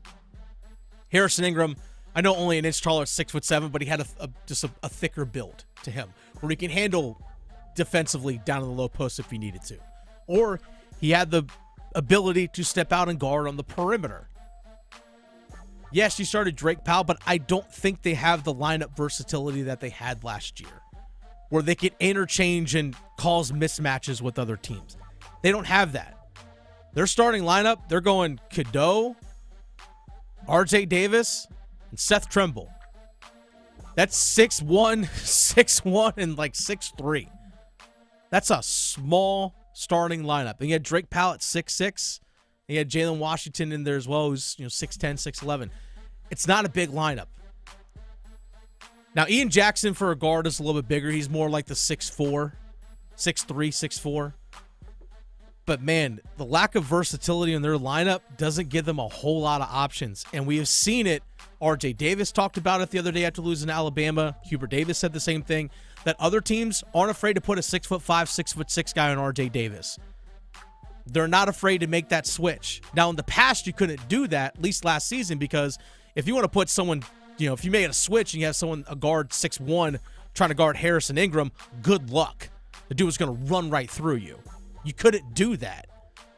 So that has impacted R.J. Davis's efficiency, which has impacted everyone else's efficiency as well. They don't have enough versatility in their lineup. It's a major concern. I don't know if you need to adjust the roles of guys like Vin Allen Lubin. I don't know if I thought maybe Cade Tyson was going to provide you more early on this season as a transfer, as an outside shooter. We just haven't seen that from him yet. But the lack of versatility with North Carolina's roster, that spells major concern. For Duke, I mentioned earlier about how much I like their lineup versatility. That's kind of counter to what UNC has right now. But my thing I like about Duke basketball right now, I love the experience that they have coming off the bench. Now, for the most part this season, Sion James, the transfer from Tulane, senior, coming off the bench for the most part of the season, but he actually started the game against Auburn. Okay, that brings Caleb Foster, who was a starter for you, at least early part of the season, and all last year, coming off the bench. Either way, one of those two guys coming off the bench, I like their experience. I also love the experience of Malik Brown coming off the bench, the transfer from Syracuse, as well as Mason Gillis, who was the 6th man of the year in the Big Ten, playing for Purdue last year, that got to a conference championship game. That's great experience coming off of your bench. We also saw Isaiah Evans actually play in this game against Auburn. We didn't see him play against Kentucky. We didn't see him play against Kansas. We didn't see him play against Arizona. If I remember correctly, at least early in the year in the offseason, he was battling a bit of an injury, so maybe it's just a chance for him to work back into the lineup and just earn the minutes that he did. But for the most part, the experience that they have coming off the bench is vital for Duke, in my opinion, because you're starting 3 freshmen, Cooper Flagg, Con Knipple, and Kama Malawash. Like, that's young. But I love the experience they have coming off the bench. But my concern is that youth. And some late game situations so far this season against Kentucky and against Kansas, we have seen young players, Cooper Flagg and Con Knipple, in these games where, hey, you know what? We need a bucket late to try and tie things up or maybe even take a lead. We've seen them struggle. And that's something that they're going to have to learn. And you only can learn it by doing it. I know you can try and put the mindset and try and replicate it in practice as much as possible, but until you're actually in the situation, late game, you can't replicate that fully in practice. You just can't. So that's the concern going forward, is when do these young players learn how to handle those situations? As a lacrosse coach, I would usually tell my players in late game situations, if you have the ball and it's your chance to take it, or we're setting up something for you to take the ball to the cage, one move and go. One definitive move, make a strong choice, have conviction in your move, and go. We saw Knipple late against Kansas, gets into the paint, kind of just jumps up in the air, didn't know what to do with the ball. Like, do I pass it? Do I shoot it? Who do I give it to? He didn't know what to do with it. He just didn't. He put himself in a spot where he's like, I don't know what to do. And we've seen Cooper Flagg a couple times try to get to a spot, but maybe just make too many moves. Look, one move and go. One move and go. So that's what I like. That's what I'm concerned about when it comes to college basketball here in the state of North Carolina. We actually have a few games in and around the area, at least involving area schools. Like, for example, Georgia Tech is at North Carolina tomorrow at 2 o'clock. Florida State is at NC State tomorrow. That's at 4 o'clock. Duke's on the road at Louisville as well. That's happening this weekend. That's on Sunday. So, yeah, a lot of different stuff going on when it comes to college basketball and college sports as a whole in the state of North Carolina. But we have to root for our pro teams, Victoria. Of course we do. We got to root for our pro teams. We know the Canes are playing tomorrow, but also this coming Sunday, Your Panthers. I know. Your Panthers, Victoria. It's gonna be rough. Are the Panthers going to be Panthering? I hope so. But I'm talking your Panthers be Panthering. I know. Put it on a T-shirt. Oh, Panthers be Panthering. Right. Are we getting back to Panthers be Panthering this weekend against the Eagles? That kind of Panthers. Yeah, that kind of Panthers be Panthering. No, let's not, please. I mean, I don't feel great about it, but yeah, it's gonna be messy. This is Barkley. one of the worst matchups the Panthers could ever have. Hashtag Barkley. Hashtag Barkley. So for those who don't know, Philadelphia Eagles this year, offensively, they run the ball more than any other team in the league. They're literally first in rushes per game at just under 37. If you actually look at just the percentage of run plays that they have, that they run over the course of a game, they run the ball nearly 57% of the time. That's the most of any team in the NFL. Hence the reason why they have the most rushes per game. They have the most rushing yards per game at 189. Just in yards per rush, like yards per carry, 5.1. That's third best in the NFL. Let's go to the Panthers side of things when it comes to rushing attack. A team that just gave up 236 yards to the Bucks on the ground alone. Barf. Big barf. Opponents rush the ball against the Panthers more than any other team in the NFL. The Panthers are 30th in the NFL in rushing touchdowns allowed per game. They are dead last in opponents rushing yards per game, dead last in number of opponent rushes per game, and 27th in the NFL in yards per carry allowed. So you literally have the best rushing attack in the Eagles in the NFL and the worst rushing defense in the NFL in the Panthers facing each other. Who do you think comes out on top in that matchup, Victoria? I'm going to go with the Eagles on this one. Right. Probably a safe bet. Yeah. Going to go with that one. Mm-hmm. I'm going to go with that one. But here's something as well that the Eagles also do well defensively that we kind of overstate a little bit.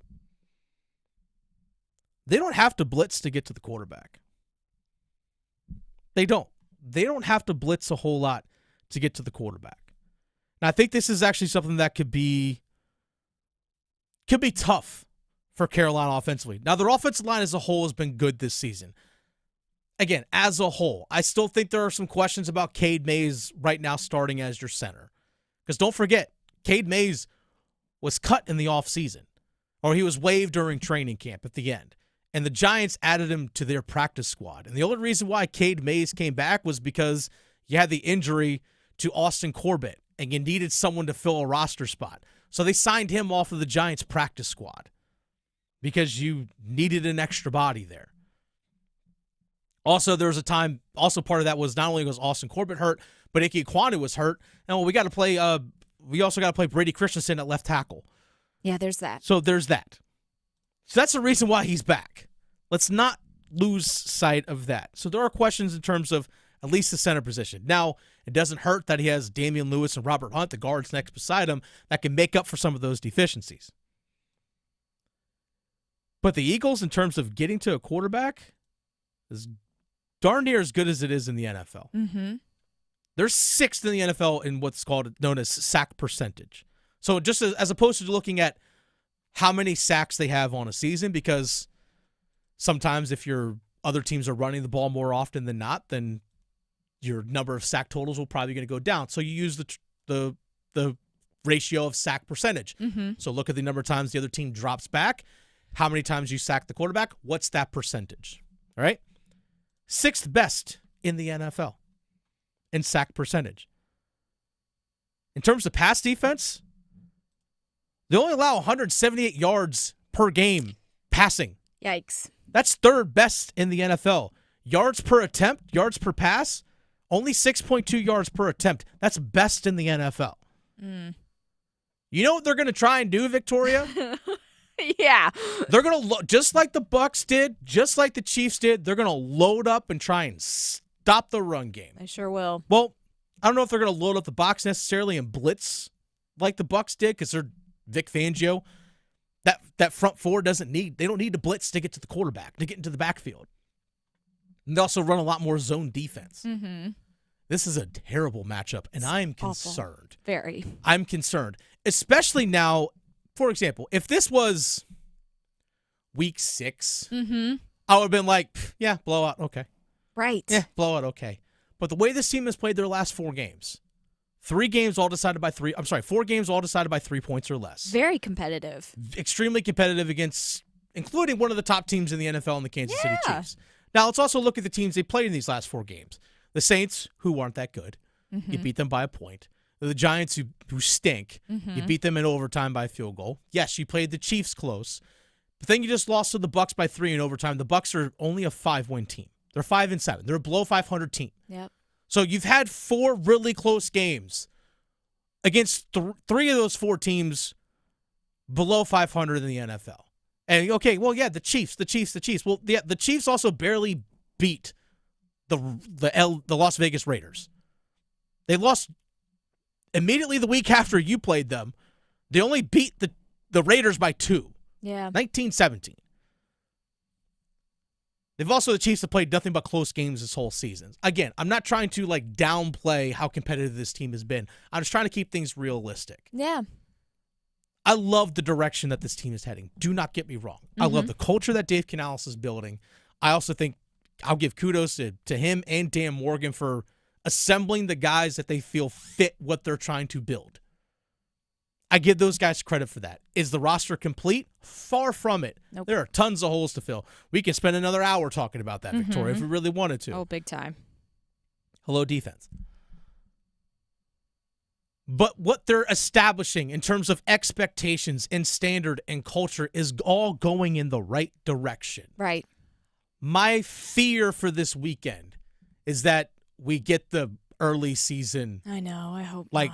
beat down. Like, for example, when they played the Commanders. Yeah. Like that type of game. So I have a question then. Go on. So sometimes the Eagles like to play with their food and Yes, go they on. play to their competition. So in this game, because the spread is at 13, I believe, do you think the Eagles are going to cover the spread? I'd say so. Yeah. I'd say so. Barkley by himself, probably. Well, I think there's also a little bit of this as well. The Eagles, first of all, they are fully committed to the run game. Hence the reason why they're you know what? This is who we are. This is what we're doing. We're sticking to it. Now, I understand early in the season, okay, they lost to the Falcons by 1, whatever. That was early in the season. But look at the way this team's been playing as of late.